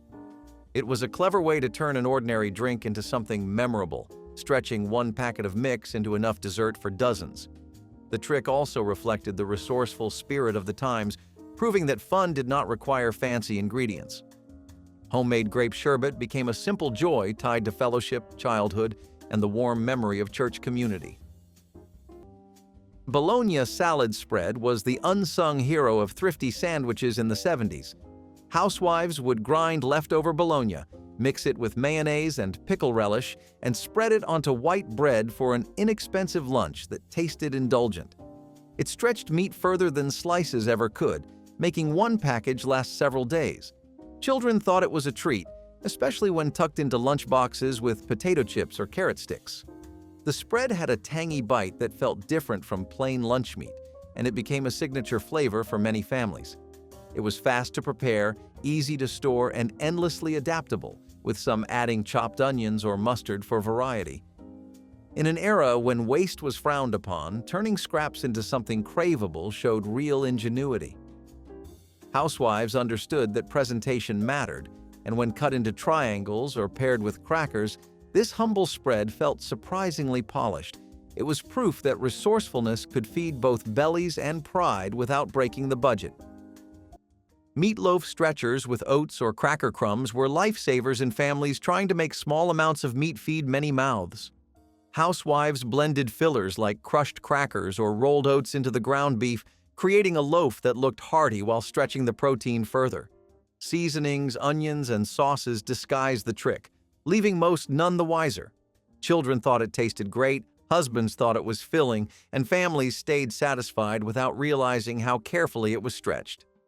This trick kept food costs down while still providing something that felt substantial, and it remained a trusted secret in countless kitchens. It was less about deception and more about survival, showing that cleverness could keep meals plentiful even when meat was scarce.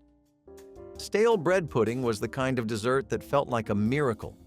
You started with scraps, slices of old, hard bread that no one wanted to eat, and somehow turned them into something soft, sweet, and deeply satisfying.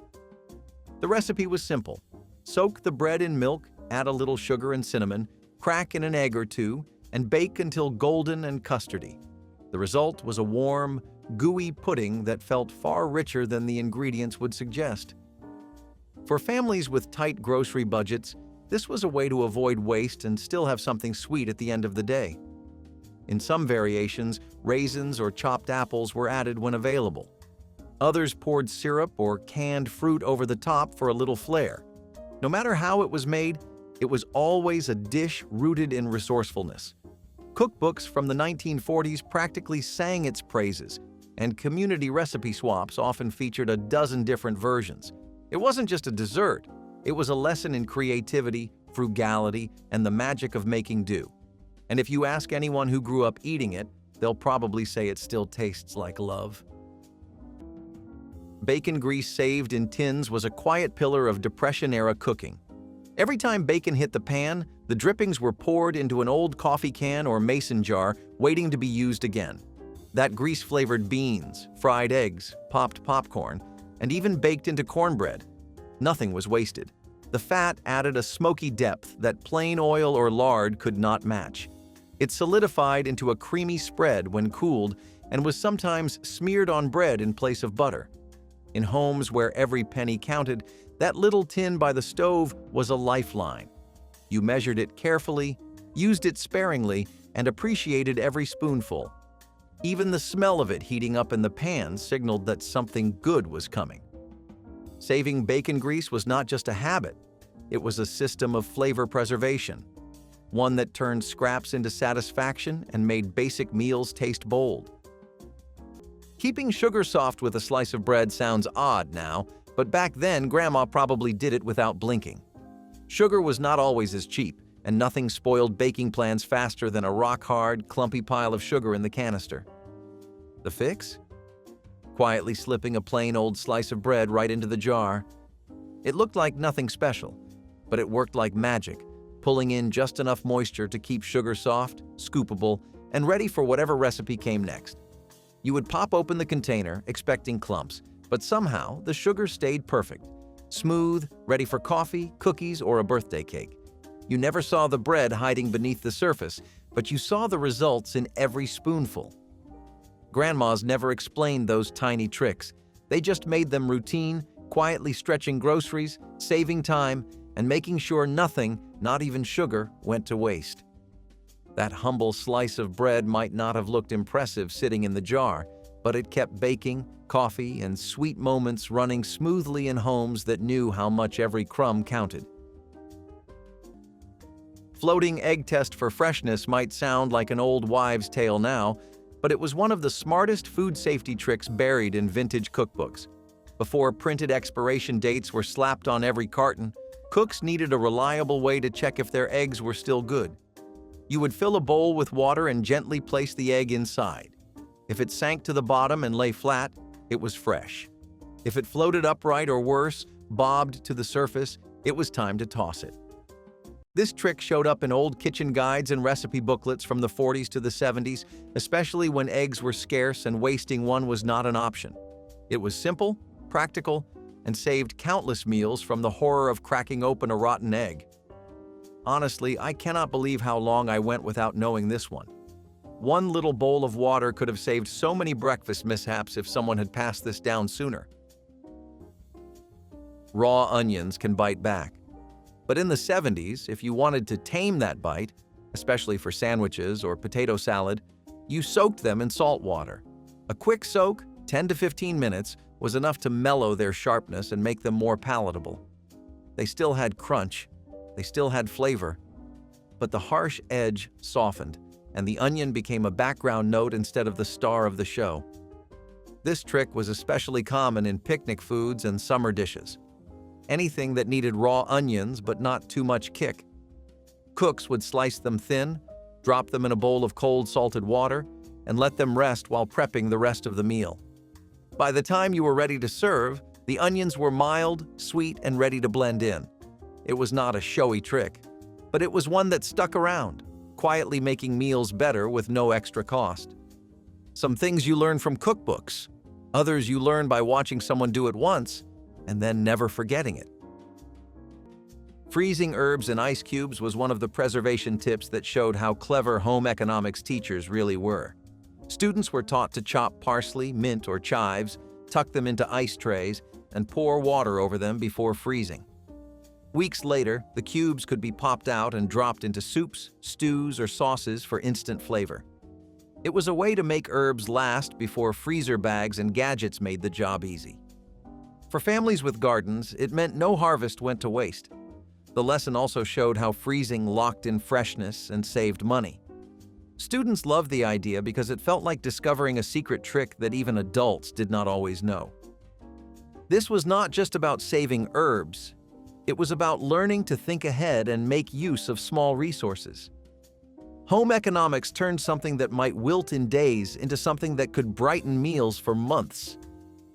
Butter curlers were another little trinket that saw a lot of use in most households, thanks to the simple benefits of life it would let you enjoy, like very pretty-looking butter. Some home chefs were much more focused on presentation, decoration, and maintaining the ambiance with the look of their food than others. They always had butter curlers handy because at formal meals or dinner parties, this elevated the entire mood because of how good it could make your food look.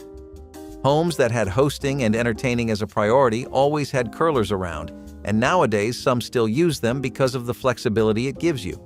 With butter curlers, you could get more controlled and moderate curls of butter out instead of large spreads that really burned through your stock and had you running to the grocer's again and again. Using dish towels to proof bread was a trick rooted in simplicity and trust. Before plastic wrap and modern proofing boxes, 1950s housewives would set their bread dough in a bowl, cover it with a clean kitchen towel, and find the warmest corner of the kitchen. The towel kept the dough safe from drafts, dust, and drying out. It also breathed, allowing the yeast to rise properly without trapping too much moisture. You could fold it gently over the bowl and check back an hour later to see the magic happen. Proofing bread was never about high-tech tools. It was about warmth, patience, and rhythm. The dish towel was part of that ritual. Every good baking day began with the smell of yeast and a soft cotton cloth ready to cover the future loaf. Housewives had a feel for timing that no machine could match. They watched dough rise like it was an old friend returning home. And the towel was more than fabric. It was a part of the process, passed down through habit and handed across generations. Powdered milk foam for dessert topping was a moment of real creativity hiding in the back of the pantry. When fresh cream or eggs were out of reach, powdered milk stepped in, and with the right touch, it fluffed into something that passed for whipped topping. You mixed the powder with cold water, chilled it down as much as possible, and beat it with sugar until it grew light and airy. Sometimes people added a splash of lemon juice or vanilla to round out the flavor. It was not quite whipped cream, but it was good enough to top a pudding, finish a Jell-O mold, or crown a square of sponge cake. And it made desserts feel finished, even if the ingredients were missing in action. Kids did not question it. They just remembered the sweet, creamy taste. It was affordable, shelf-stable, and dependable. That was the magic of it. Nobody uses powdered milk like this today, but it once stood in proudly when nothing else could. Gelatin mold leftover savor might sound like a punishment today, but back then it was a point of pride. Once gelatin became affordable and easy to prepare, people found all kinds of ways to use it, especially as a vessel to stretch meals and make use of leftovers. You had a little ham, some canned peas, a scoop of last night's macaroni salad. Mix it all into lemon or tomato gelatin and pour it into a mold. Chill, unmold, and suddenly you had a centerpiece. It was cold. It was colorful. It was the future, or so they said. These savory gelatin molds were featured everywhere from homemaker magazines to government-sponsored nutrition guides. They promised frugality, beauty, and innovation all in one jiggly dish. Housewives with limited means could make a full meal look polished and party-ready. People even had specific molds for specific meals. Rings, domes, fish shapes, you name it. It may not have always tasted great, but it looked impressive. And that counted for something. Somewhere between waste, not, and show-off, gelatin found its niche. Ketchup sandwiches were not a joke back then. They were survival. 2 slices of white bread, a squeeze of ketchup, and that was lunch. When fresh tomatoes were too expensive or gone altogether, the bottle stood in. It was cheap, it was sweet, and it gave just enough tang to fool your brain into thinking you had a real sandwich. Sometimes people would add onions or pickles if they had them, but most of the time it was just the red stuff and bread. And you would be surprised how many kids looked forward to it. It was bright, flavorful, and in a decade where most meals were beige, that mattered more than you would think. Ketchup was a staple condiment because it had a long shelf life and could cover the taste of anything going off. In this case, it became the main event. Parents handed it out with a smile, even if their hearts sank doing it. It was food, and that counted. You might laugh at it today, but in the 1930s, ketchup sandwiches were a reminder that even when the pantry was bare, You could still pretend to eat like everyone else. Cooking corn directly in husks was an old method that brought out flavors in ways modern kitchens often overlook. Grandfathers would toss whole ears of corn, husks and all, into hot coals or onto the edges of wood stoves. The husks protected the kernels while trapping steam inside, leaving the corn tender and naturally sweet. The slight charring added a smoky taste that felt indulgent even when it was just a simple farm staple. Butter was not always available, but steaming corn in husks gave it a richness all its own. Families often gathered outside around fires to share ears peeled back fresh from the embers. It was easy, filling, and satisfying, especially after a long day of work. The method required no pots, pans, or fancy seasonings, just patience and an open flame. Even today, few things compare to the rustic taste of corn roasted this way. It was proof that the simplest tricks made some of the most unforgettable meals. Making fruit leather with nothing but the sun and a flat rock was the perfect way to capture summer's sweetness for the long, hungry months ahead. Native American cooks would mash wild berries, apples, or plums into thick, pulpy pastes and spread them carefully over flat, sun-warmed stones. Covered lightly with woven grasses or bark to keep pests away, the fruit would dry slowly under the open sky, concentrating into chewy, intensely flavored strips packed with vitamins and natural sugars. These homemade fruit leathers were not just snacks. They were essential travel rations, dessert after lean meals, and precious gifts given between families and tribes. And while these sweet creations came from the land's generosity, another treasure was pulled from its hidden places too, one that changed cooking, trade, and survival forever: the gathering of salt from natural licks deep in the wild. Drippings gravy, known as red-eye gravy, was one of those dishes that kept absolutely nothing from going to waste, and it turned scraps into flavor. After frying country ham in a skillet, housewives whisked the salty drippings with strong black coffee, creating a thin but bold sauce poured over biscuits or grits. The bitterness of the coffee cut through the richness of the fat, making it taste deeper and more complex than its simple ingredients suggested. Families leaned on it in mornings when ham was scarce, knowing that even a spoonful of drippings could stretch flavor across an entire plate. Children sopped it up with bread, while adults appreciated the jolt of sharpness it gave. It was not glamorous, but it was deeply practical, proving that nothing in the skillet was ever wasted. Red-eye gravy became part of the rhythm of breakfast in the South, born from necessity but remembered for its distinct taste. It was simple, frugal, and rooted in resourcefulness, a dish that food companies could never package because its meaning came from the act of saving and stretching. Red-eye gravy was a memory of ingenuity passed from stove to table. Cornbread and milk supper was a meal so humble it seems almost too simple to count, yet it filled countless bellies when money was scarce. The dish was nothing more than leftover cornbread crumbled into a bowl and covered with cold milk, sometimes sweetened slightly if sugar or molasses could be spared. It was eaten with a spoon, straight out of the bowl, and was considered a full supper by many families who had little else. For children, it often felt like a treat because it resembled cereal before boxed cereal was common, while for adults it was a reliable way to fill up at the end of the day. The beauty of the dish was its practicality. Cornbread was cheap to make, milk was nourishing, and together they created something greater than the sum of their parts. It was quick, easy, and required no additional cooking, which made it ideal for families tired after long days of work. Cornbread and milk supper reminded people that sometimes the simplest foods carried the greatest comfort, especially when hunger pressed close. It may have been born of hardship, but it became one of the most remembered frugal meals of its era. Gelatin fruit suspensions were colorful centerpieces made from shelf-stable ingredients.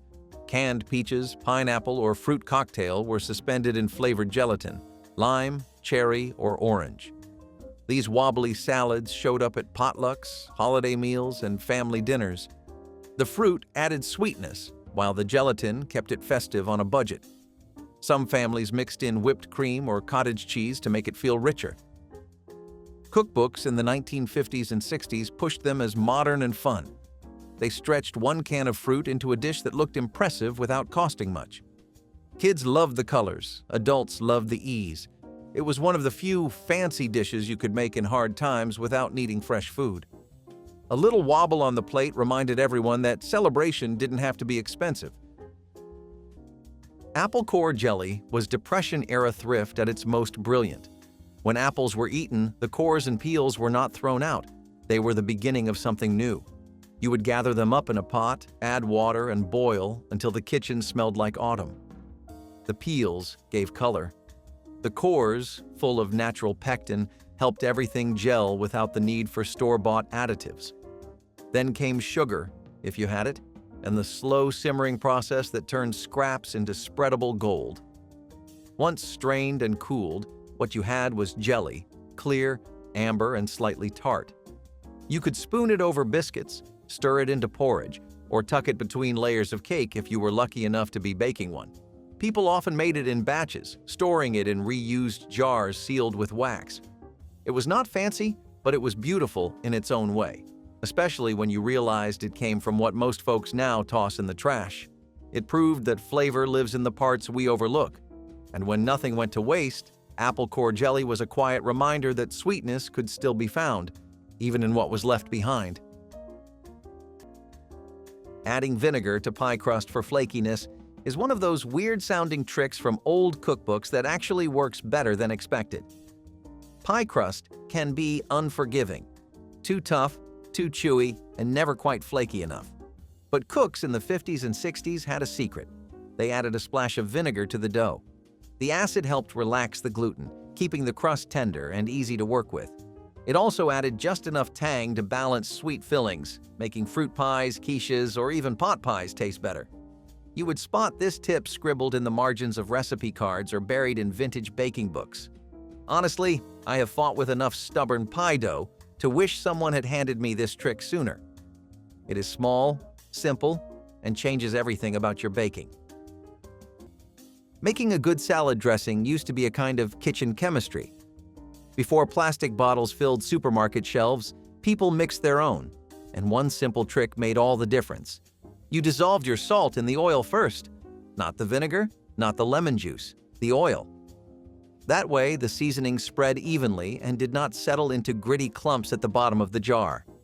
It was a quiet little method that made vinaigrettes smoother, brighter, and more balanced. People shook up their dressings in old jelly jars or glass bottles, added a clove of garlic or pinch of sugar, and poured them over crisp greens or sliced tomatoes. In the 70s, salad was becoming more than just iceberg lettuce with Thousand Island. Home cooks started playing with bitter greens, fresh herbs, and sharper vinaigrettes. But none of it worked without balance. That tiny act, stirring the salt into the oil before anything else, was what gave those homemade dressings their edge. You did not need a blender or store-bought mix, just a steady hand, a spoon, and an understanding of what worked. Once you tried it, you never went back. Preventing fruit pies from soggy bottoms was a lesson in both science and thrift because nobody wanted to see wasted effort on a mushy crust. Teachers taught students to sprinkle flour, breadcrumbs, or cornstarch into the bottom crust before adding fruit. These simple barriers absorbed juices as the pie baked, leaving the pastry crisp instead of limp. Students learned the importance of thickening agents, how cornstarch set up firmer fillings, and how flour balanced moisture. It was more than keeping pies pretty. It was about ensuring dessert slices held their shape on plates. In many homes, pie was the centerpiece of gatherings, so a perfect slice mattered for both taste and pride. Students who mastered the trick felt like bakers with real skill. Families back home were quick to notice when a pie finally came out neat and picture-worthy, without sogginess spoiling the presentation. This clever little step was one of the secrets that turned ordinary bakers into confident ones. Home economics gave pies dignity, ensuring they looked as good as they tasted. It proved even desserts could be both thrifty and polished. Applesauce cake offered a moist, fragrant dessert when butter was scarce or too expensive to spare. Grandma stirred thick homemade applesauce into her batter, letting the fruit's natural sweetness and gentle acidity stand in for fat while keeping the crumb tender. Cinnamon cloves and nutmeg filled the kitchen with autumn warmth, as the cake baked to a deep brown. Each slice carried a gentle apple tang that needed little more than a dusting of sugar to feel complete. Families discovered they preferred the lighter texture and subtle fruitiness to heavier butter cakes, and often requested it even when butter returned to the shelves. Using apples from backyard trees or local orchards kept costs low and flavor high, which made this cake a symbol of both thrift and abundance. Served plain or with a spoon of whipped cream, it was proof that necessity could lead to enduring favorites and that Grandma's creativity sweetened even the leanest times. Cooking with canning jars is one of the most common things to do because they're built to do really well around high temperatures. People use it during sous vide, or to bake, or even when they're slow cooking. These jars are airtight, and their heat resistance really isn't a joke. You should look up how good tempered glass is when it comes to dealing with extreme heat, because it's literally the entire point of picking it out for the canning jars. The jars are usually heated to really high temperatures so that the food inside can be sterilized and preserved, and the glass actually expands and then contracts back to its original size and shape without breaking. This means you can place it on any source of heat, a stove, an oven, or even a pot of boiling hot water, and not worry about any glass exploding in your kitchen. If you cook with canning jars, then the context of slow cooking really is the best one to use them in. The airtight seal really helps to trap moisture in, which helps to boost the flavor of something by several levels. You also get some pretty even cooking since what you're cooking in doesn't have a lot of space, though that comes with some side effects like managing your portion or needing to cook a few more times than normal. Still, I bet you didn't know we could cook with canning jars, did you? Wrapping sandwiches in wax paper rolls was the go-to method for packing love into a lunch. Plastic bags were not always around, and foil was saved for the big stuff. So housewives would roll sandwiches tightly in wax paper, sometimes tying them off with twine or ribbon. It kept the bread fresh and the filling in place, and when unwrapped, the sandwich still looked crisp, not smushed. It was part presentation, part preservation. A school lunch wrapped this way looked neat and thoughtful. For working husbands and school children alike, it was a small sign that someone had taken time to make lunch right. Wax paper had a soft crackle that was almost comforting to unfold. It did not sweat, it did not stick, and it could be tucked right back into a lunch pail when done. In an age before single-use plastics ruled the kitchen, this was the gold standard. It was clean, smart, and just a little sentimental. Salt rub for crispy chicken skin was the kind of trick that worked better than it had any right to. You rubbed coarse salt into the skin of a whole chicken, thighs, breasts, wings, everything, then let it rest overnight in the icebox uncovered. The salt drew out moisture, tightened the skin, and left it primed to blister and crackle in the oven the next day. No need for basting or fancy glaze, just dry heat and a little patience. When it roasted, the skin puffed and crisped like potato chips, golden and full of flavor. Underneath, the meat stayed juicy. Some cooks even added a bit of ground pepper or paprika to the salt rub for a touch of color and spice. That contrast, crispy on the outside, tender inside, was what people remembered most. This dry brining method was passed from one cook to the next without much fuss because it just worked. Modern cookbooks talk about air chilling or convection fans, but back then it was salt and time, and it never failed to earn a seat at the Sunday dinner table. Milk toast for sick days was as gentle as food could get. It was the go-to recovery meal when your stomach was queasy, your appetite was gone, or you just needed something soft and warm. The idea was simple. Toast a slice of plain bread, place it in a shallow bowl, and pour over warm milk, sometimes sweetened with a bit of sugar, sometimes sprinkled with cinnamon. The toast softened into something halfway between soup and cereal, easy to eat and even easier to digest. For generations, this was comfort food in its purest form, especially for children, the elderly, and anyone too worn out to chew. You would find it in vintage home nurse guides, cookbooks for invalids, and even school health manuals. It was not flashy, not flavorful, but it came with a kind of tenderness that people remembered long after they recovered. A spoonful of milk toast felt like someone tucking you in. In a world full of rich broths and fancy juices, sometimes all you needed was bread, milk, and a quiet moment to rest. Homemade root beer in stone jugs was a tradition that blended fun, flavor, and ingenuity. Using sassafras roots, sugar water, and yeast, grandfathers would brew their own bubbly drinks at home. The mixture fermented just enough to create carbonation, making it fizzy and refreshing without being strong. Families often kept jugs tucked away in cool spots, waiting days until the drink was ready. It was a treat for children and adults alike, especially during warm summers when store-bought sodas were too costly or unavailable. Brewing root beer turned kitchens into little workshops of science and patience. The smell of sassafras filled the air, and the sound of corks popping was part of the excitement. It connected people to the land and to old traditions, since sassafras was foraged or traded. Sharing a glass was about more than taste, it was about celebrating something made with your own hands. It was one of those clever traditions that brought joy without spending much. Spam and pineapple skillet meals were a clever pairing that made canned meat feel like something tropical and even glamorous, despite being born from necessity. Housewives sliced spam into neat cubes, browned them in a skillet, and tossed them with canned pineapple chunks, onions, and peppers. Suddenly, the salty meat transformed into a bright, sweet, and savory supper that felt fresh out of Hawaii, even when made in small kitchens thousands of miles away. Children loved the sugary bite of pineapple, while parents appreciated how quickly the dish came together on hectic nights. It carried with it a feeling of festivity, a reminder that even rationed or cheap foods could be dressed up to feel celebratory. Food companies sold the spam, but it was housewives who stretched it, making it taste like more than emergency pantry meat. The combination became a favorite for church suppers, potlucks, and weeknight dinners, remembered with surprising fondness even years later. It was clever, resourceful, and joyful all at once. Spam and pineapple skillet meals proved that frugal food did not have to be boring, and that a little creativity could elevate the humblest can into a dish worth remembering.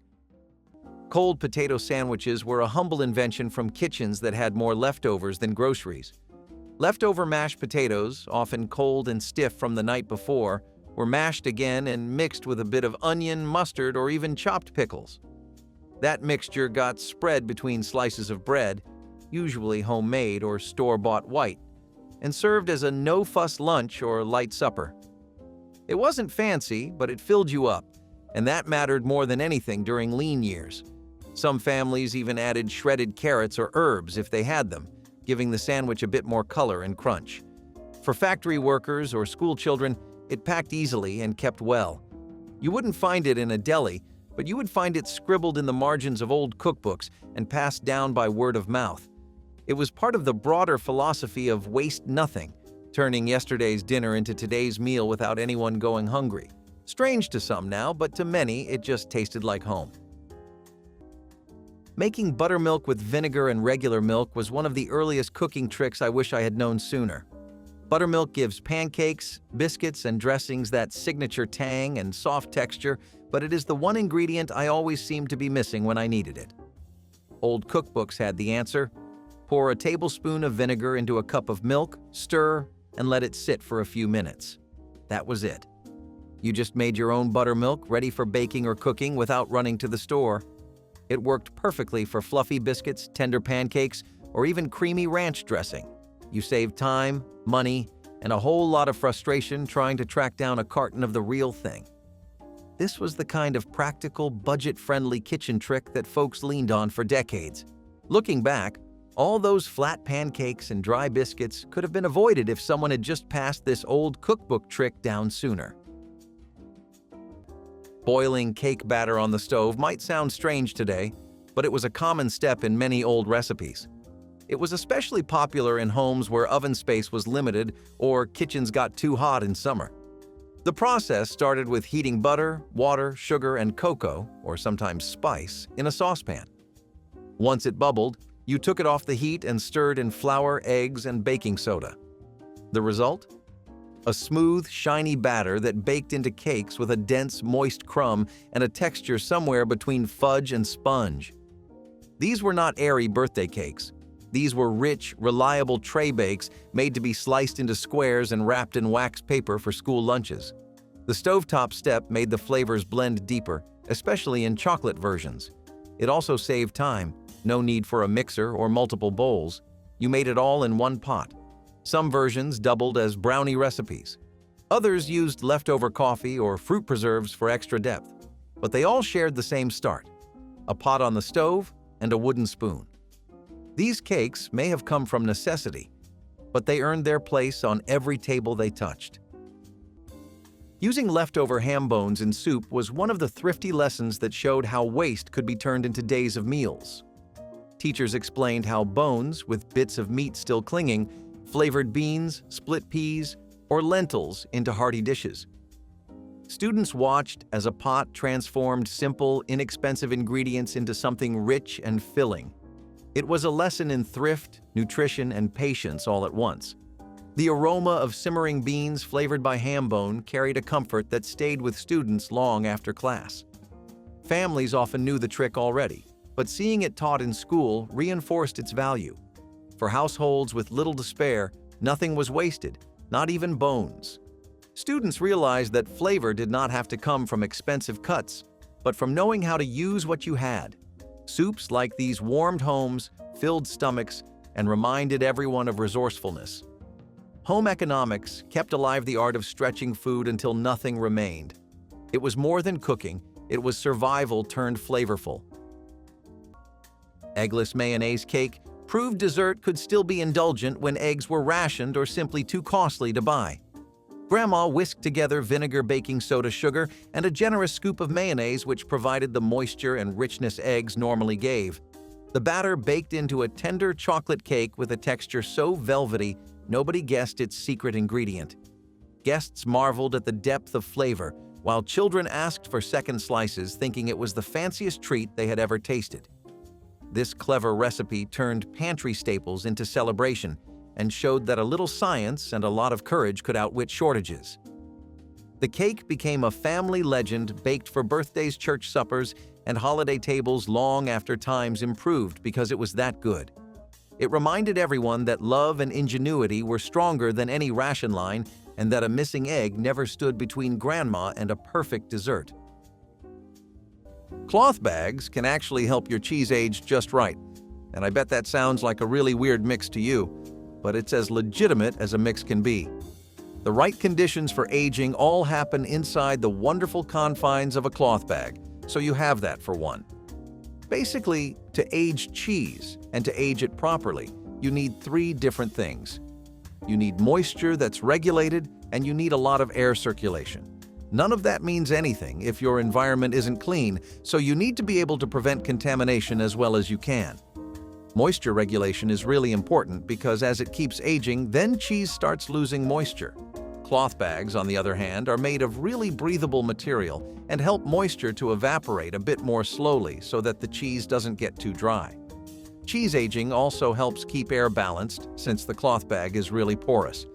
All those tiny little openings help air to flow around the cheese, which you really need for the health of the rind. It helps for those helpful little bacteria and molds that you find on cheese to grow. Some of those microorganisms don't deserve to die in a heat death. They make your burger a lot better. Third of all, the bag itself just works as a natural barrier against any kind of dirty substance, insect, or material. All in all, you get a perfect vibe for your cheese. Turning leftover oatmeal into muffins was a quiet revolution in the breakfast routine. Cold, sticky oatmeal from the morning pot often sat lonely on the stove. But 1950s housewives had no intention of throwing it out. Instead, they folded it into muffin batter with flour, sugar, eggs, and whatever fruit or spices were on hand. The result was moist, dense muffins that filled the kitchen with warmth. You could add raisins, apples, cinnamon, even nuts if you had some. No one at the table guessed it was yesterday's porridge. It became a treat, not a chore, and it stretched one meal into another with hardly any effort. The texture was satisfying, the flavor comforting, and the savings unspoken but deeply felt. Frugality met creativity here. Housewives did not just save food, they remade it. These muffins were humble but reliable. They showed up in lunchboxes, picnic baskets, and church bake sales.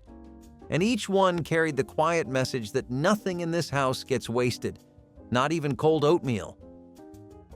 Mayonnaise cake moisture hack was a quiet baking miracle that nobody saw coming, until they tasted it. In lean times, when you didn't have fresh eggs, butter, or milk, you reached for a spoonful of mayonnaise. It sounds bizarre today, but back then it was a stroke of culinary genius. Mayonnaise is, after all, just egg yolk, vinegar, and oil. Exactly the building blocks a cake needs to rise and stay moist. When mixed into a chocolate batter, it transformed the crumb into something soft, rich, and almost fudge-like. Even picky eaters didn't know the secret. You could serve it at birthdays, potlucks, or even Sunday suppers, and not a soul would guess what was inside. It worked with lemon cake, spice cake, even banana bread in a pinch. It didn't matter what brand you used, store-bought or homemade, it all added the right kind of richness. Long before vegan substitutions and plant-based baking went mainstream, people used what they had and made it work. Some families kept the recipe secret, others passed it down proudly. Either way, this strange little trick proved that resourcefulness could taste like celebration and that a spoonful of something unexpected could bring joy to the table.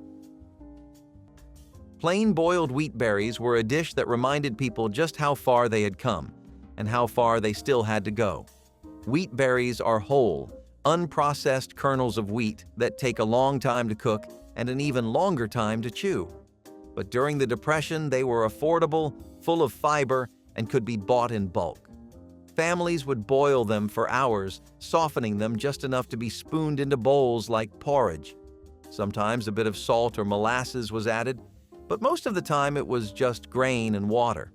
The texture was dense, almost nutty, and the feeling of fullness lasted longer than most other meals. It was common on farms and in rural communities where wheat was grown or traded directly. The simplicity of it made it reliable, and when paired with a piece of bread or a spoonful of jam, it could pass as breakfast or dinner. Some families toasted leftover wheat berries to reuse in stews or baked them into loaves. No part of the grain was wasted, and no meal was taken for granted. This was not food for pleasure. It was food for survival. Shredded carrot in gelatin salads was a strange but oddly elegant touch that showed up all over mid-century kitchens. Back when gelatin was not just dessert, but a full-blown meal format, people liked to add texture and color to their wobbly molds. Enter the humble carrot, shredded fine and stirred into orange or lemon gelatin for a bright, crunchy twist. The sweetness of the gelatin and the mild earthiness of the carrot balanced surprisingly well, and the end result was a chilled salad that looked like sunshine on a plate. You would find it served at potlucks, funerals, church luncheons, and any meal where presentation mattered more than explanation. Sometimes folks added pineapple or raisins too, giving it a sweet-sour profile that people either loved or politely ignored. Still, the shredded carrot stuck around because it was easy, inexpensive, and made the mold feel a little more like food and less like decoration. It is one of those dishes people remember from their grandmother's house, even if they never quite liked it. But in its own weird way, it was beautiful. Smoking meat in the backyard shed was one of those timeless practices that kept food safe without refrigeration. Grandfathers built simple smokehouses from wood or stone, using controlled fires to cure meat slowly. The smoke not only preserved the meat, but also gave it a flavor unmatched by fresh cuts. Hams, sausages, and fish hung for days or weeks, soaking in the smoke until they were ready. Families relied on these sheds to store protein for months, making sure nothing spoiled when cold weather set in and hunting or farming slowed. The process took steady effort, since fires had to be tended carefully to give enough smoke without burning the meat. Neighbors often gathered at these sheds, trading advice, swapping wood types, and even sharing a portion of their catch. The smell of hickory or oak smoke drifting from the shed became part of the rhythm of rural life, something as natural as the changing seasons. It symbolized self-reliance and pride in providing for one's family with skill instead of store-bought conveniences. Today, smokehouses are rare and mostly seen as hobbies, but the tradition still stands as a clever example of survival and community bound together by food. Applesauce as an oil substitute was one of the smartest baking swaps passed down by church ladies, and it still works today. When oil was too expensive or hard to find, women stirred applesauce into cakes, muffins, or quick breads. The result was a moist crumb and a light sweetness that made every slice taste richer. It was a brilliant solution because apples were plentiful and easy to preserve in jars. Families with apple trees especially relied on this trick, turning harvests into year-round supplies for baking. The swap not only stretched ingredients, but also made recipes feel healthier at a time when nutrition was on everyone's mind. Cakes made this way often carried a subtle fruitiness that made them stand out from heavier versions. Bake sales and potlucks saw many applesauce cakes, their recipes proudly shared between friends. This clever trick also meant that a family could enjoy dessert even when oil rations were low. It was resourcefulness at its best, proving that flavor and thrift could live hand in hand. With each slice, people tasted both ingenuity and comfort, a perfect reflection of church kitchen wisdom. Canned green bean bundles were as much about presentation as they were about thrift. Housewives took humble canned beans, wrapped them with strips of bacon, and baked them into tidy little packages that looked far fancier than the ingredients suggested. Suddenly, the cheapest vegetable in the pantry became a party dish.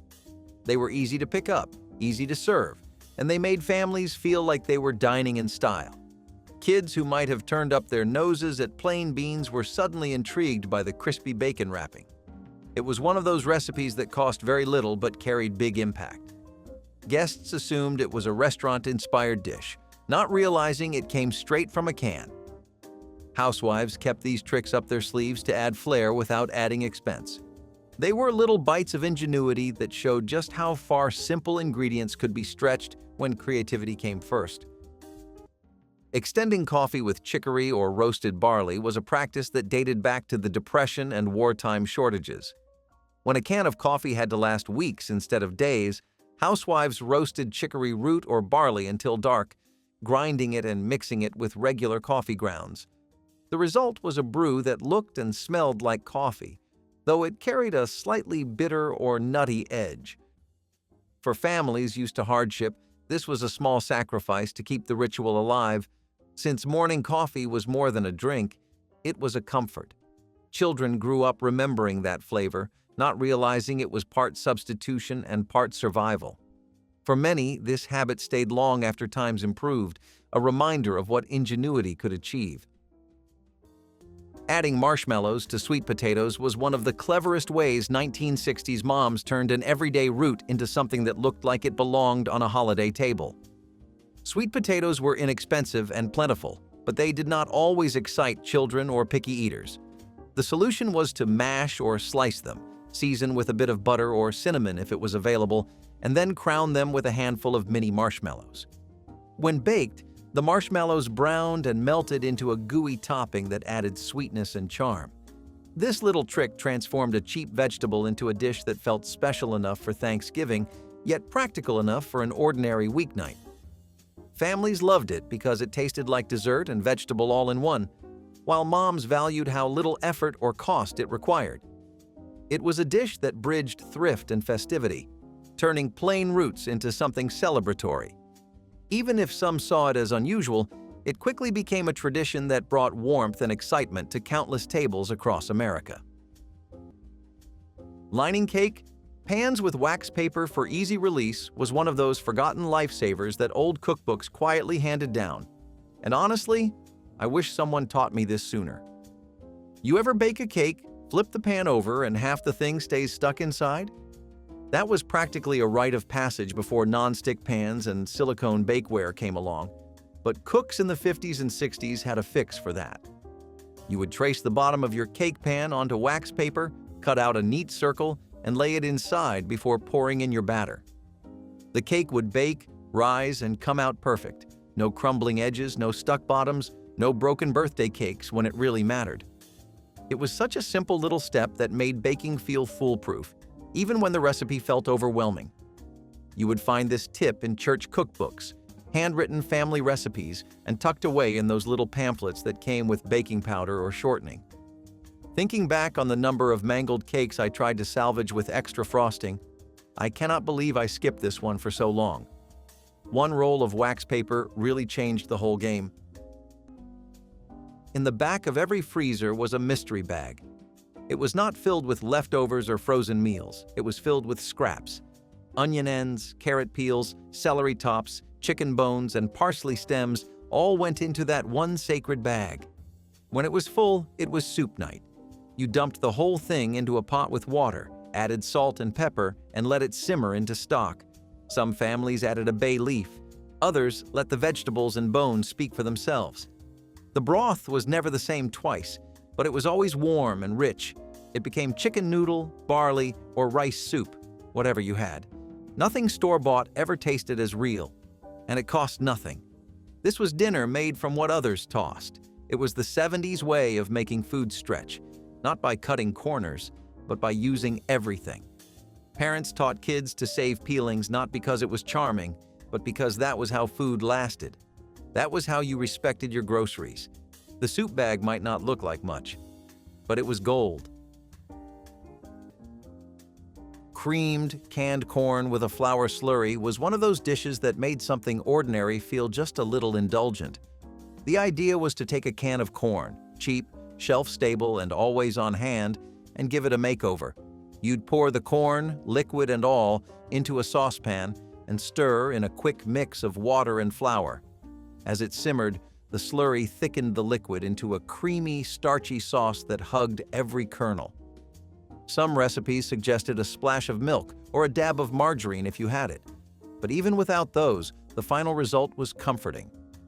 It mimicked the texture of creamed corn without needing fresh cream or butter, two things that were either rationed or too expensive for many homes. This little side dish showed up at dinner tables next to meatloaf, fried potatoes, or bean patties, giving the meal a creamy contrast and helping to fill plates without much cost. It's a great example of how far a single can and a spoonful of flour could go. Cookbooks promoted this trick for its thrift, but people remembered it because it worked. Simple, smart, and warm. What more could you ask for? Split pea soup with ham bone was one of the cleverest ways poor families managed to squeeze the last bit of value out of what little meat they could afford. Instead of throwing away the bone after a ham dinner, it would be saved, simmered for hours with dried split peas, onions, and carrots until the marrow and scraps of meat flavored the pot. Dried peas were cheap, filling, and available in bulk, making them an essential pantry staple.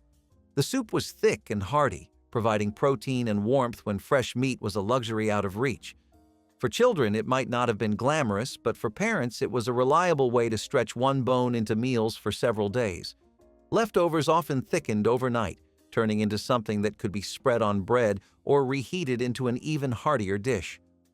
The humble split pea soup became a reminder that frugality could create comfort, and that resourcefulness often turned scraps into something beloved.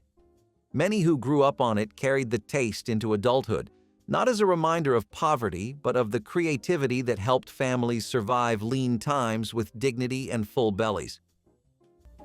Cool Whip desserts were another revelation of the 1960s, offering moms a way to create no-bake sweets that felt indulgent but required almost no effort.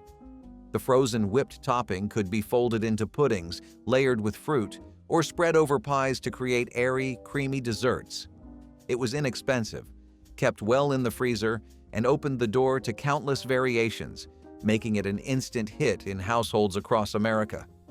Kids loved the light sweetness, while adults admired the ease of preparation. Cool Whip allowed families to have dessert on ordinary weeknights without the time or cost of elaborate baking. It became one of those clever staples that defined the decade, bridging the gap between modern convenience and the timeless desire for something sweet. Its versatility made it an essential tool in 1960s kitchens, ensuring that no family gathering lacked a touch of sweetness.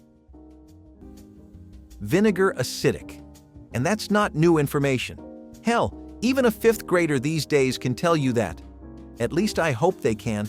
Anyway, don't worry, because I'm here to tell you all about why its acidity is a factor we want to really be appreciating with this hack. See, That acidic nature helps to loosen and dissolve the burnt surface that you see on pans, the icky black stuff that sticks and just won't go away. Acetic acid is actually pretty weak, and vinegar doesn't exactly have the highest concentration of it, but its reaction with the minerals you'd find in burnt food and grease is what's interesting here. The acid actually helps break these down through an acid-base reaction and dissolution. Now those sound like fancy science words, but it basically means that this stuff is really good at helping the burnt food or grease detach from the surface of the pan. It's because vinegar is really good at cutting through stuff like that, which helps it dissolve greasy substances. I guess you can salvage that pan after all, right? Homemade rennet for cheese making was not for the faint of heart, but it got the job done. Before tablets and store-bought cultures, people used what they had, often vinegar, lemon juice, or for the brave ones, a bit of calf stomach lining. The process was part science, part tradition. You warmed milk gently, stirred in the curdling agent, and waited for the magic to happen. Once it separated into curds and whey, you strained it through cloth and pressed it into soft rounds or blocks. Some added salt or herbs, others kept it plain. The taste was fresh, a little tangy, and deeply rewarding. It was not just about saving money, it was about knowing how to make food from the ground up. Today's cookbooks mostly skip this, expecting readers to start with pre-made cheese or kits. But the old method taught patience and respect for the process. Cheese was no longer something you bought, it was something you made. Beet green stir-fry was a shining example of how the 1930s turned scraps into sustenance. When you bought or harvested beets, the leafy tops were never discarded, they were cooked. In fact, they were often more valuable than the beet itself. Families would wash them carefully, chop them up, and saute them in bacon grease, lard, or whatever fat they had. Add a sprinkle of salt or a bit of vinegar, and you had a side dish that tasted far better than its humble roots. The greens were full of nutrients and gave meals color and texture. In cities and rural homes alike, people grew beets in small plots, and nothing was allowed to go to waste. These greens cooked quickly, wilted down, and took on the flavor of whatever you cooked them in. Served alongside potatoes, beans, or cornbread, they added just enough brightness to break up the monotony. It was not fancy, it was smart. Beet greens helped families stretch their gardens, their groceries, and their budgets. You might not miss them now, but back then, they made the difference between a plate that looked full and one that looked empty. Vinegar in meringue stabilizer might not be the most glamorous kitchen tip, but it saved more pies than you can count. Mid-century bakers hated one thing above all else: weepy meringue. That sad little puddle that formed between the lemon filling and the fluffy white top was the enemy. So what did they do? They turned to vinegar. Just a teaspoon, mixed into the whipped egg whites, helped hold the structure, giving the meringue more strength and preventing collapse. It tightened the proteins, firmed up the peaks, and made for a glossier, more dependable finish. You would find this note in the tiny print of pie recipes, usually accompanied by tips like bake at low temp or spread meringue all the way to crust. It was a behind-the-scenes trick, never advertised but always appreciated. Home bakers might not have understood the science, but they knew it worked. And in an era when homemade pies were still a point of pride, a clean slice was everything. Sometimes the best tricks were the quiet ones, the ones that just made you look like you knew exactly what you were doing. The original food dehydrators were not made of wires, plastic, or electricity. They were built from nothing but wood, patience, and the heat of the sun itself. Native Americans constructed simple wooden frames, stretching thin strips of meat across them like rough tapestries. Exposed to sunlight and fresh air, the meat would dry slowly, losing its moisture but locking in all the rich, smoky flavor. Sometimes the process was sped up by adding a small, smoldering fire nearby, helping to drive off insects and give the meat an even deeper taste. It was a way of preserving precious food without ice, salt, or chemicals, and the result was nothing short of incredible. Chewy, flavorful strips that could last for weeks or even months. Every bite told a story of the land it came from. Every piece was survival packed into a pocket-sized meal. Jerky might be trendy today, but it started here, with hands stretching meat under a fierce sun and trusting the earth to do the rest. But when it came to sweetening up meals and treats, they had another secret up their sleeves, and it did not involve sugar at all. Corncob jelly was one of those recipes that proved nothing had to go to waste. After the kernels were cut off, church ladies would boil the cobs to extract every bit of flavor, then add sugar and pectin to make a golden, sweet jelly. The result was surprisingly delicate, with a honey-like taste that spread beautifully on bread or biscuits. It turned what many would throw away into something cherished. Families loved it because it felt like a hidden treasure created from scraps and ingenuity. Jars of corncob jelly often appeared at church fundraisers or as gifts, their golden color catching the light on pantry shelves. The recipe spread quickly through communities because it embodied the thrifty spirit of the times. It was not just about food, but about honoring every resource. The cleverness lay in seeing sweetness where others saw waste. Corncob jelly became a reminder that church kitchens were places of both practicality and imagination. It was a humble but meaningful symbol of how much could be done with so little. Homemade cheese straws were crunchy, salty snacks that made housewives look like professional bakers without the effort. Strips of biscuit dough were twisted with cheese powder or grated cheddar, then baked until crisp and golden. They were served at bridge clubs, parties, and holiday gatherings, vanishing quickly from trays. Their appeal lay in their simplicity, a handful of ingredients transformed into something addictive. Children munched them with tomato soup, while adults paired them with cocktails, and everyone assumed they took far more work than they did. Housewives leaned on recipes like this to show skill without expense, because flour, cheese, and butter were always cheaper than buying packaged snacks. The straws were easy to shape into spirals or sticks, and they always looked festive on the table. For many families, they became the taste of togetherness, reminding everyone that a homemade touch carried more love than anything store-bought. Salmon patties from canned fish were a budget-friendly way to bring protein to the table during the 1960s. Canned salmon was inexpensive, lasted a long time in the pantry, and could be mixed with breadcrumbs, onions, and eggs to form patties that were fried until golden. The result was similar to crab cakes but far cheaper, and they could be served with potatoes, vegetables, or tucked into sandwiches. Moms appreciated how quickly they came together and how much nutrition they delivered without breaking the budget. Kids often enjoyed them with ketchup, making them both familiar and comforting. This clever trick turned a humble can of fish into a meal that felt hearty and satisfying, proving once again that resourcefulness defined the family dinner table. Salmon patties became a staple in many households, remembered for their flavor, thrift, and the pride moms took in making the most of what was available. Tomato soup cake was one of the most surprising tricks of the mid-century kitchen, hiding canned soup inside a dessert that tasted nothing like what went into it.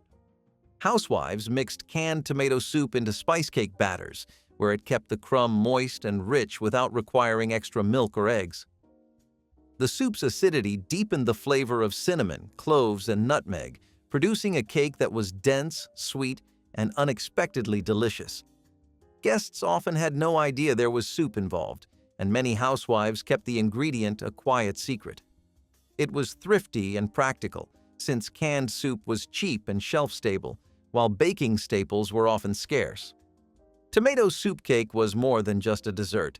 It was a symbol of how creativity could outwit scarcity, turning unlikely ingredients into family traditions. It became beloved at gatherings, remembered fondly long after the surprise ingredient was revealed.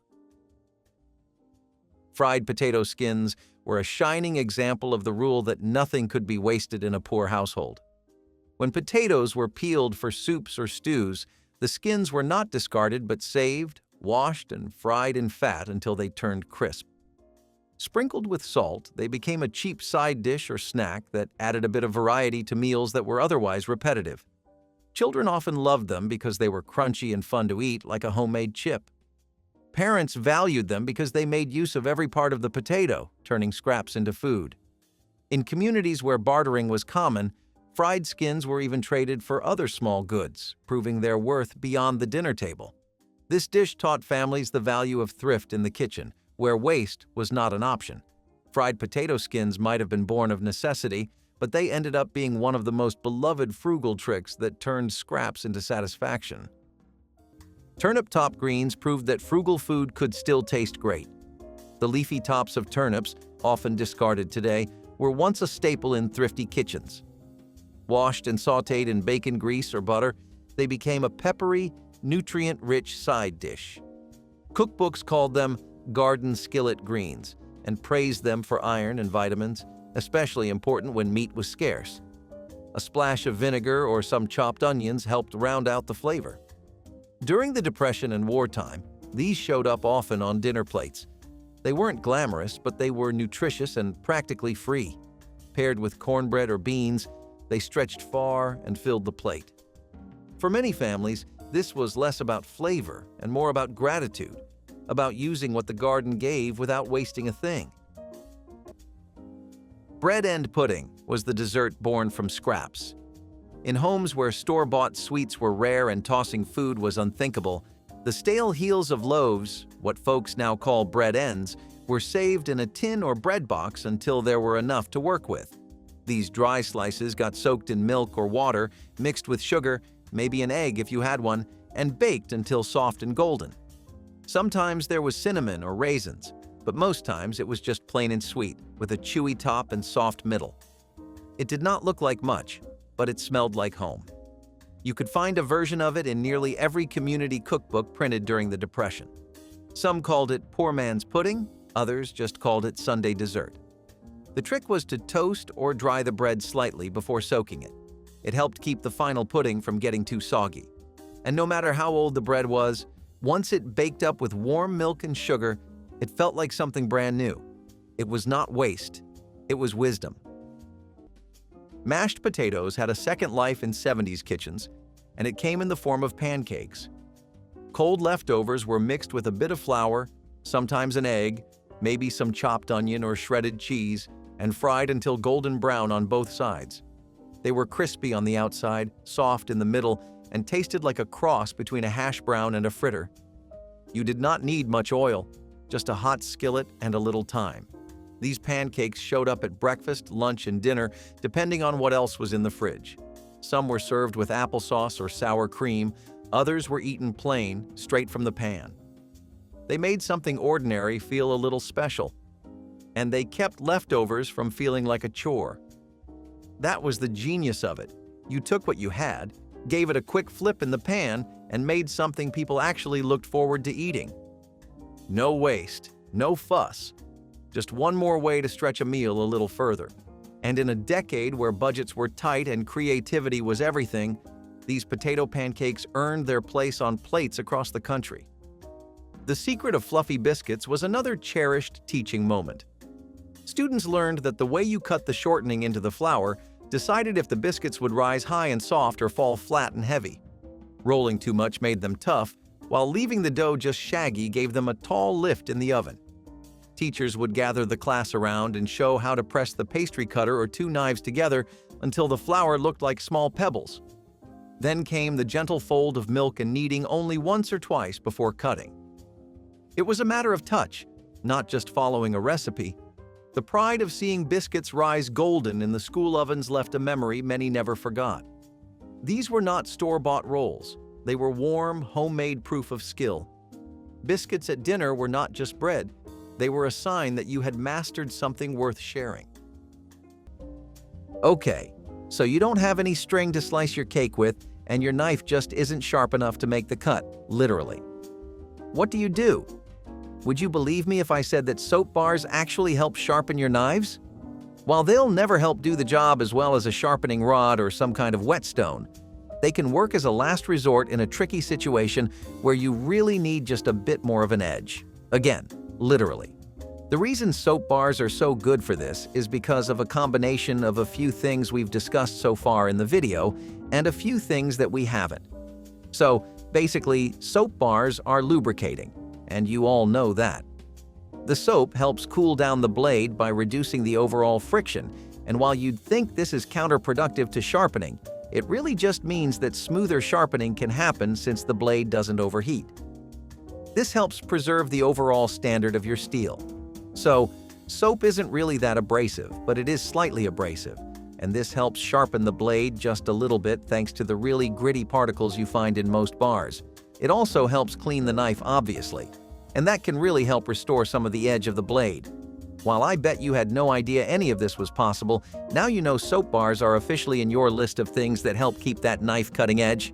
Okay, I'm sorry, that's the last one. Gravy powder from pan scrapings was the kind of invention that came from hunger and a good sense of timing. After roasting or frying, the browned bits at the bottom of the pan were never wasted. They were scraped, dried slowly in the oven or near the stove, and then ground into a coarse powder that could last for weeks. A spoonful stirred into hot water gave you instant gravy, no bouillon cubes, no jars, no packets. It tasted real because it was. That powder held the memory of every meal it came from: roast chicken, seared chops, bacon ends. Some cooks even mixed it with flour and lard to make little gravy starter balls, ready to go at a moment's notice. The flavor was deep, smoky, and hard to pin down because it came from life, not a label. Today, we throw those scrapings away. We clean pans too quickly. But back then, this was the best part. It turned yesterday's effort into tomorrow's comfort. Boiled salad dressing was the grandmother of everything that came before the grocery aisle. Back before bottled ranch or ready-made vinaigrettes, home cooks whipped up dressings from scratch using what they had in the pantry. This particular one was a little tangy, a little sweet, and usually started with vinegar, sugar, egg yolks, and a bit of mustard powder. Everything was whisked together in a saucepan and cooked low until it thickened like a custard. The result was creamy and tart, perfect for potato salad, coleslaw, or even spooned over hard-boiled eggs. Some versions added flour or cornstarch to help it hold better in the fridge, while others kept it simple. It might not have had the smooth pour of modern dressings, but it had soul and a flavor people still remember. You would find it tucked into the back pages of church cookbooks, labeled Grandma's Dressing or Sweet Egg Sauce. When chilled, it firmed up a little, which made it ideal for picnic salads that had to last in the summer sun. It tasted like resourcefulness. It tasted like memory. And it was surprisingly good. Crumbled biscuit breakfast bowls were a warm and simple way to start a cold morning when you had almost nothing left. The trick was to take yesterday's biscuits, already hard or going stale, break them into pieces and pour over hot milk. Add a pinch of sugar, maybe a bit of cinnamon or molasses, and let the mixture soak until the biscuit softened. What you got was something between a porridge and a bread pudding. It was not fancy, but it was filling, warm, and easy on the stomach. In the 1930s, breakfast was often made from leftovers, and this one was a favorite among both children and adults. The milk made it feel rich. The sugar gave it a sweet lift. And the biscuit? That was just doing its job one more time before being truly done. It was a gentle way to begin the day, especially when the day ahead promised to be anything but gentle. This bowl of sweet, soggy comfort was more than a meal. It was a quiet promise that even the smallest things could be made useful again. How to make perfect hard-boiled eggs became a rite of passage in many home economics classes. The trick was all in timing and cooling. Teachers explained that placing eggs gently into simmering water, not a rolling boil, prevented cracking and overcooking. 10 minutes of gentle simmering followed by a plunge into ice water kept yolks bright yellow rather than gray. Students practiced peeling shells without tearing the whites, a detail that mattered when serving salads or snacks. It was one of those small skills that built confidence quickly. Eggs were cheap, versatile, and always available, making them the perfect classroom ingredient. The satisfaction of slicing into a neat, sunny yolk stuck with students long after. The point was not luxury, but mastery, showing that even the simplest food could be handled with care and precision. Hard-boiled eggs became more than breakfast. They became a symbol of patience and practice in the kitchen. Using evaporated milk as a cream substitute was an essential 1950s kitchen trick. Cream was expensive, spoiled fast, and was not always easy to find at the corner store. But evaporated milk came in a can, lasted forever, and delivered the richness housewives needed to whip up sauces, soups, and desserts. They would shake the can, open it, and pour it right into the pot like a secret ingredient. It thickened things beautifully and gave food that silky texture people usually only got at diners or supper clubs. It worked in coffee, mashed potatoes, fudge, even homemade ice cream, and it cost a fraction of what fresh cream did. Housewives swore by it, not because they had to, but because it worked. If you were lucky enough to have 2 cans, you could even whip it for pies or pudding toppings. It sounds like a hack today, but back then, it was just kitchen smarts. The pantry always had a few tucked away. In a time where smart substitutions meant the difference between skipping dessert or having something sweet, evaporated milk stepped in as the quiet hero. It made frugal feel fancy, and that mattered more than anyone let on. Salt is really good at quickly cleaning your iron pans. This happens for a few reasons, but 2 of them are that salt just happens to be inherently very abrasive, and it's also very good at degreasing. This helps food that's stuck on the pan and any grease that also won't go away to come off easily. You don't want to be damaging the surface of your pan after all. Why is salt like that, though? Salt happens to be really coarse, and that makes it really good for situations where you would need an abrasive. Sprinkle just a little bit on a hot pan with a bit of leftover oil and start scrubbing with a cloth.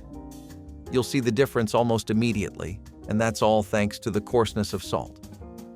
Why does salt work as a degreaser?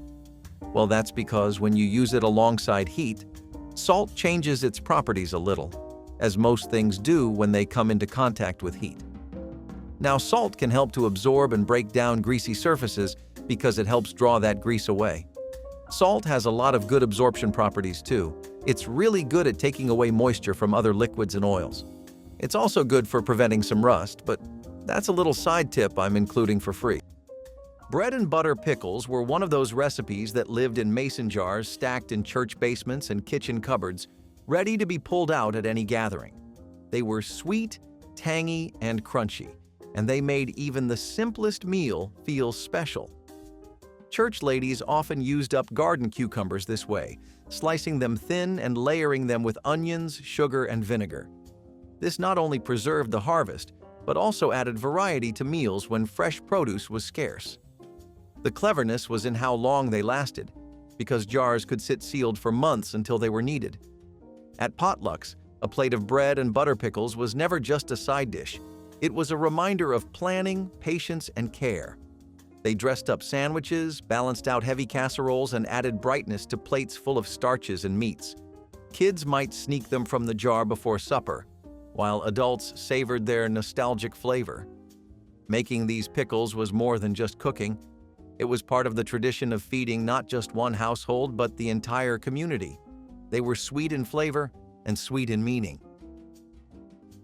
Reused pickle juice marinade might sound odd today, but back then it was a beloved trick that saved both money and flavor. When a jar of pickles was finished, the brine left behind was never poured down the drain. Instead, frugal home cooks would use it to marinate meats, soak onions, dress potato salads, or even brighten up beans. The vinegar and spices acted like an instant flavor booster, turning bland ingredients into something tangy, zippy, and unexpectedly delicious. Pickle brine also tenderized cheaper cuts of meat, making it a go-to solution for tougher steaks or leftover roast. In fact, the practice was so widespread that old cookbooks listed pickle juice right alongside salt and pepper in many recipes. Some even recommended saving different types of brine, dill, sweet, or hot, and matching them to particular dishes. It was all part of the waste-nothing attitude of the time. Even if your pantry was nearly empty, you could make dinner feel interesting again with nothing more than a splash of what was left in the pickle jar. It's proof that creativity doesn't need fancy ingredients, just a good memory, a bit of vinegar, and a whole lot of heart. Gelatin substitutes made from hooves or bones were born from pure resourcefulness. Powdered gelatin was expensive or unavailable, but families who cooked from scratch knew another way. You would save animal bones, especially ones with cartilage like knuckles or pig feet, and simmer them slowly for hours, sometimes even overnight. What came out was not just broth, it was jelly. Once cooled, The liquid set into a wobbly, clear gel that could be flavored with fruit, vinegar, or even sugar to make desserts or savory aspects. It took patience, it took heat, and it took a deep understanding of how to use every part of an animal. This homemade gelatin held together meatloaves, vegetable molds, and sometimes sweet puddings made with canned fruit. It might sound odd now, but back then it was common practice. And it was more than a thrifty habit. It was a connection to old-world cooking, passed down through generations who never wasted a single scrap. You could feel the effort in every bite. Keeping pancakes warm with a towel-wrapped plate sounds simple, but it is pure old-school brilliance from the breakfast tables of the 50s and 60s. If you ever tried making pancakes for a crowd, you know the first ones go cold by the time the last batch hits the griddle. But back then, home cooks had a fix. You would stack the pancakes on a warm plate, wrap the whole thing in a clean kitchen towel, and set it aside while you finished cooking. The towel trapped the heat, kept the pancakes soft, and stopped them from drying out or getting rubbery. It was especially handy when you had kids running around or guests at the table and everyone wanted their plate full at the same time. You will not find this trick in modern fancy brunch spots, but it was a must-know for busy home cooks who did not have time for soggy, cold pancakes. Thinking back on rushed mornings or those burnt last-minute batches, I cannot help but wish someone handed me this tip a lot earlier. Southern kitchens had a quiet trick for making dried beans cook faster and come out creamier. Just add a teaspoon of baking soda. It sounded like science fiction at the time, but it worked like a charm. You soaked your beans overnight, yes, but the baking soda softened the outer skin and made the simmering go quicker the next day. Pinto beans, black-eyed peas, navy beans, all of them got the same treatment. The result? Tender beans that fell apart in your mouth, not on your spoon. It was a dinner base that showed up in everything from chili to red beans and rice. The trick also helped with digestion, though people did not always talk about that part. And since dried beans were one of the most affordable proteins on the shelf, anything that made them easier was worth remembering. Families planned their meals around them, and when meat was scarce or too expensive, beans stepped up. Add a slice of cornbread or a scoop of white rice and you had something that felt complete. It was not flashy, but it fed you right. And in the 70s, that was what good food meant. Stretching ground beef with oats or crackers was a trick every student remembered because it turned 1 pound of meat into a dish that could feed a whole family. In the home economics classroom, meatloaf was often the example, but the lesson applied to hamburgers or casseroles as well. Students were taught to mix rolled oats or crushed saltine crackers with the beef, letting the starch soak up juices and hold everything together. It was not just thrift, it was clever cooking that made food taste hearty even when meat was expensive. For many families during the 1960s or 1970s, this trick meant the difference between 2 servings and 6. Seasonings like onions or ketchup added flavor, but the bulk came from those fillers. Teachers stressed that nothing was wasted and that cooking was as much about economy as taste. Graduates of those classes never forgot how a little stretch could go a long way when it came to feeding hungry mouths. So wax paper really helps keep ice cream soft because it helps stop those nasty little ice crystals from forming thanks to cutting off its exposure to air. Ice cream tends to get, well, icy or hard over the course of its short life thanks to the large ice crystals that take shape over the surface. This makes it feel really grainy, and it almost means you need to bite the ice cream instead of licking it, and that's just not nice for anyone involved. Wax paper stops this problem right in its tracks by cutting off any exposure to the air, which means that the crystals don't really ever get the chance to form in the first place. This way, ice cream also doesn't lose any moisture as the wax paper helps to retain it. If you don't ever store your ice cream properly, that is, without any airtight sealing, it goes through something known as freezer burn. That happens when the surface of your ice cream gets dehydrated and gets exposed to just a bit too much air. Think of it like getting a cold, if your ice cream could even get that. Just a bit of wax paper takes care of all this, and for almost no effort too. Using coffee grounds to deodorize the fridge was one of those tricks that seemed odd until it worked. Back before baking soda became the default fix, Housewives would scoop yesterday's grounds into a bowl and place it quietly on a refrigerator shelf. The grounds soaked up odor without adding any strange smell of their own. It was quiet, reliable, and made use of something already on hand. Housewives loved finding second lives for everyday items, and this one was a winner. If your fridge started to smell like onions or last Sunday's roast, the grounds pulled the stink right out. And they did it naturally. No chemicals, no fuss. Plus, it made opening the door a little more pleasant, especially with company around. You might not think about it today, but back then, no one wanted their butter tasting like cabbage. This little trick helped keep flavors clean, meals fresh, and dignity intact. It was one more example of turning waste into usefulness and making the kitchen work smarter, not harder. And when you are running a household on a shoestring, that kind of wisdom matters more than anything. Evaporated milk whipped cream was the sort of dessert trick passed between neighbors, not down through cookbooks. When cream was too expensive or just plain missing from the fridge, you reached for that dented can of evaporated milk in the back of the cupboard. You chilled it until it was ice cold, sometimes freezing it for 10 minutes, and then beat it with a whisk or mixer until it fluffed up. If you added a little sugar and a drop of vanilla, you almost could not tell the difference. It would not hold shape as long as the real thing, but it made a bowl of canned peaches or gelatin salad feel like a special treat. Children did not care if it came from a cow or a can. If it looked creamy, that was enough. You could even fold it into puddings or layer it in trifles. The trick was to keep everything cold and to know when to stop mixing. Today's cookbooks skip this entirely. They assume everyone has heavy cream or will just buy whipped topping. But the old way worked just fine, and it felt like magic every time it turned out right. The trick to tenderizing cheaper meat cuts was one of the most practical lessons.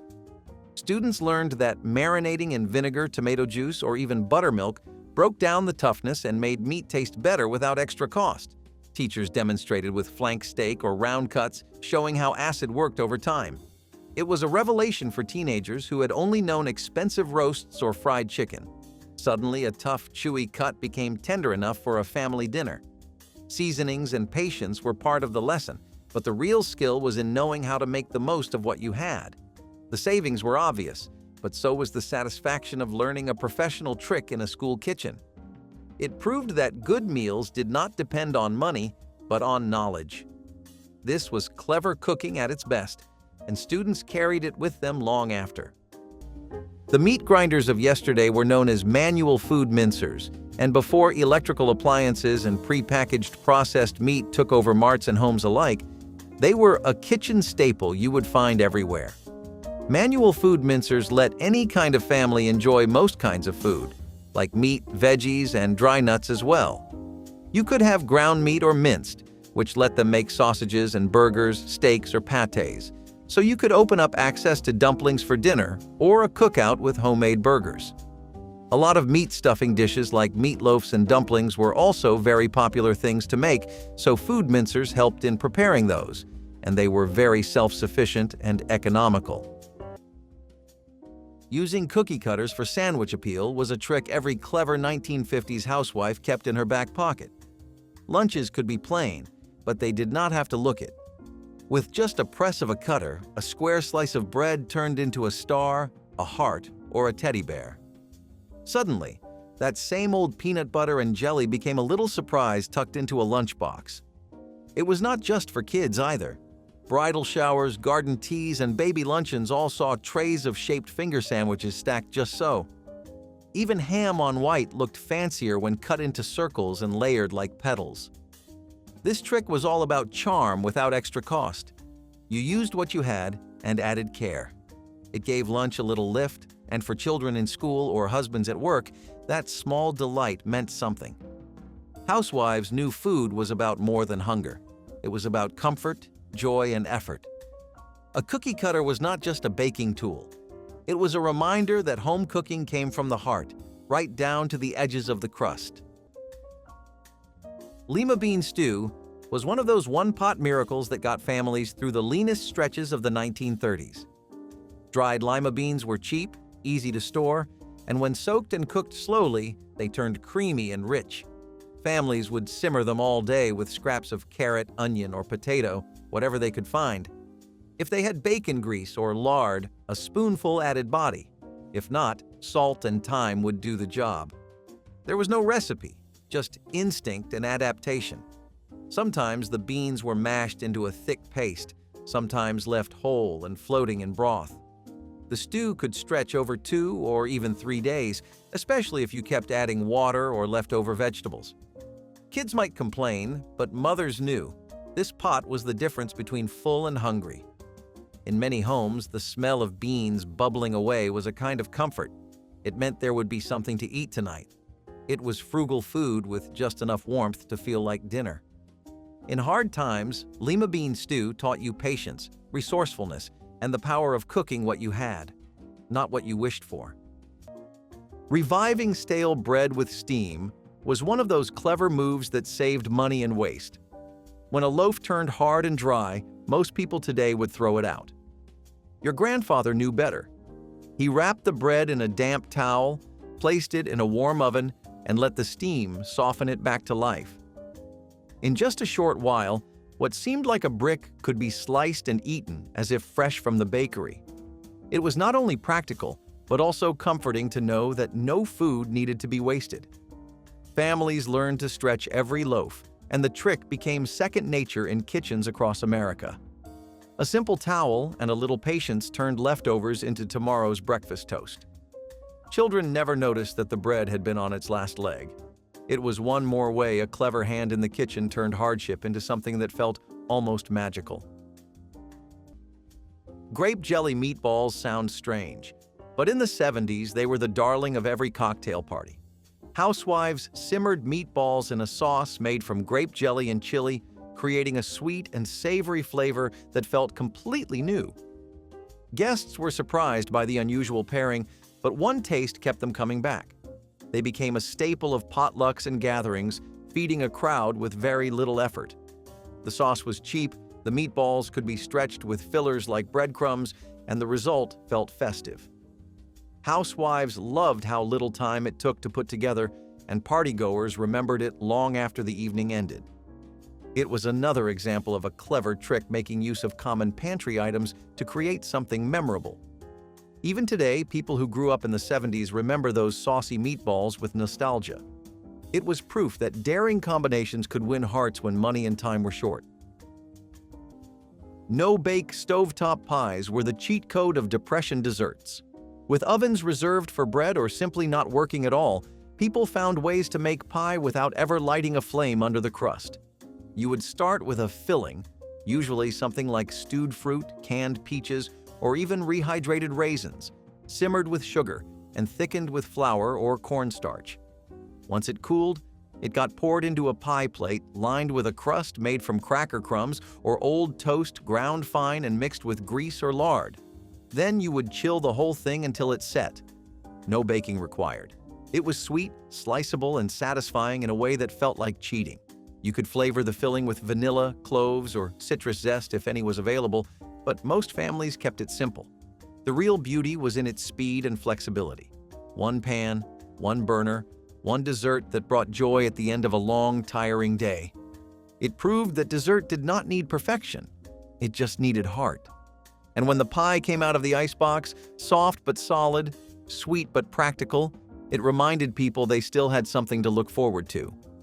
Rolling pie dough with a glass bottle was one of those forgotten kitchen hacks tucked in the back pages of old cookbooks, but it saved many a holiday dessert. Rolling pins were not always on hand in every kitchen, especially during leaner times when gadgets took a back seat to essentials. But guess what? An old glass soda bottle did the job just as well.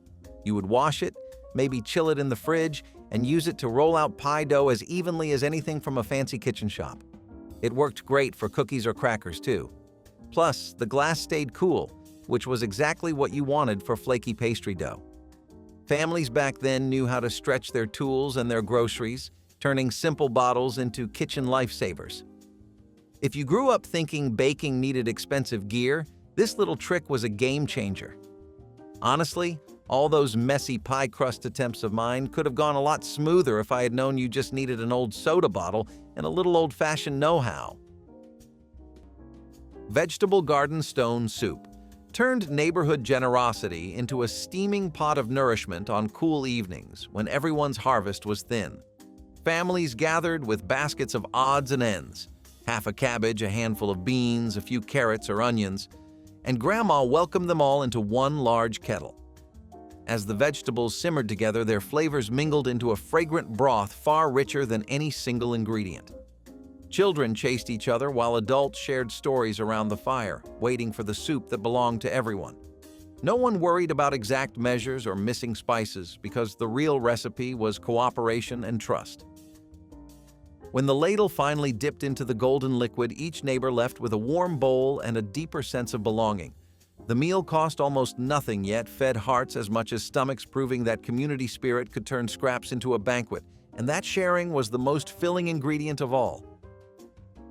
How to knead yeast dough correctly was one of the most hands-on lessons in any home economics class. Students were shown how to press, fold, and stretch dough with the heels of their hands until it became smooth and elastic.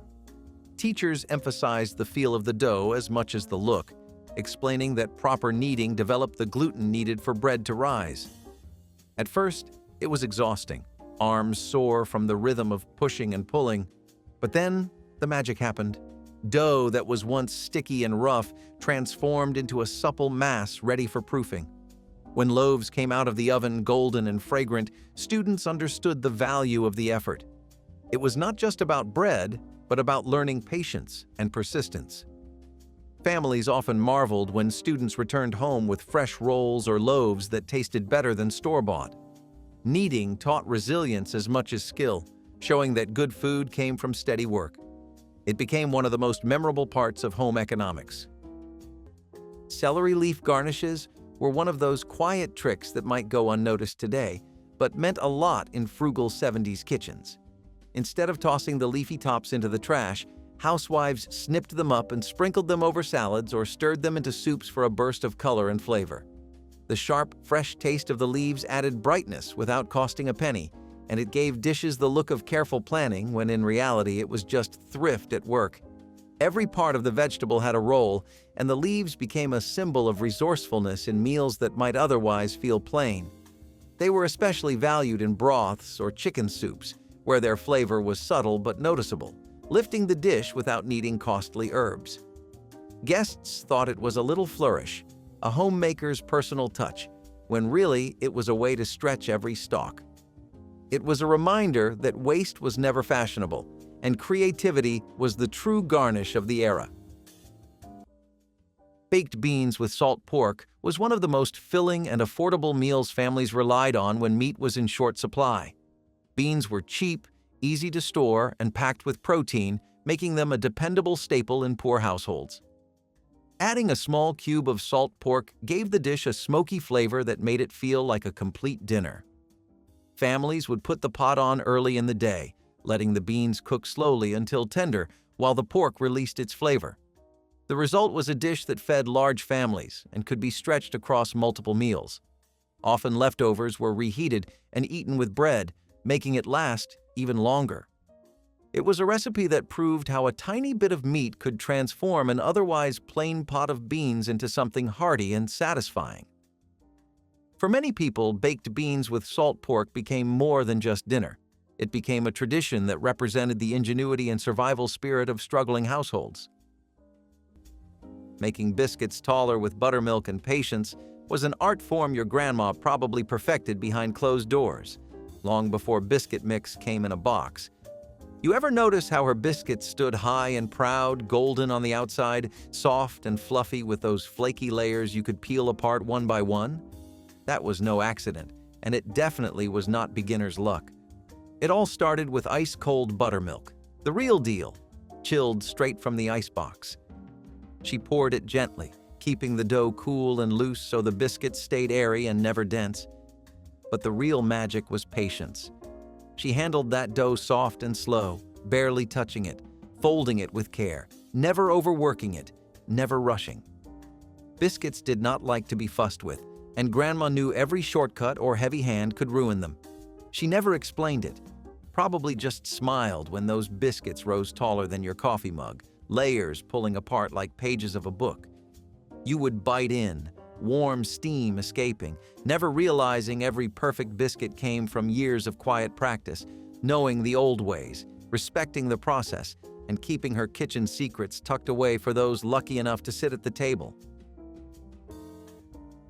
Stretching chili with beans became a trusted trick whenever a single pound of meat needed to satisfy a hungry household that gathered around the big pot on a cool evening. Grandma would brown what little beef she had, then pour in jars of home-canned tomatoes, generous scoops of pinto or kidney beans, and handfuls of garden peppers until the pot nearly overflowed with color and promise. The beans absorbed the spices and released their own creamy richness, making the chili thicker and more filling than meat alone ever could while adding protein and heartiness.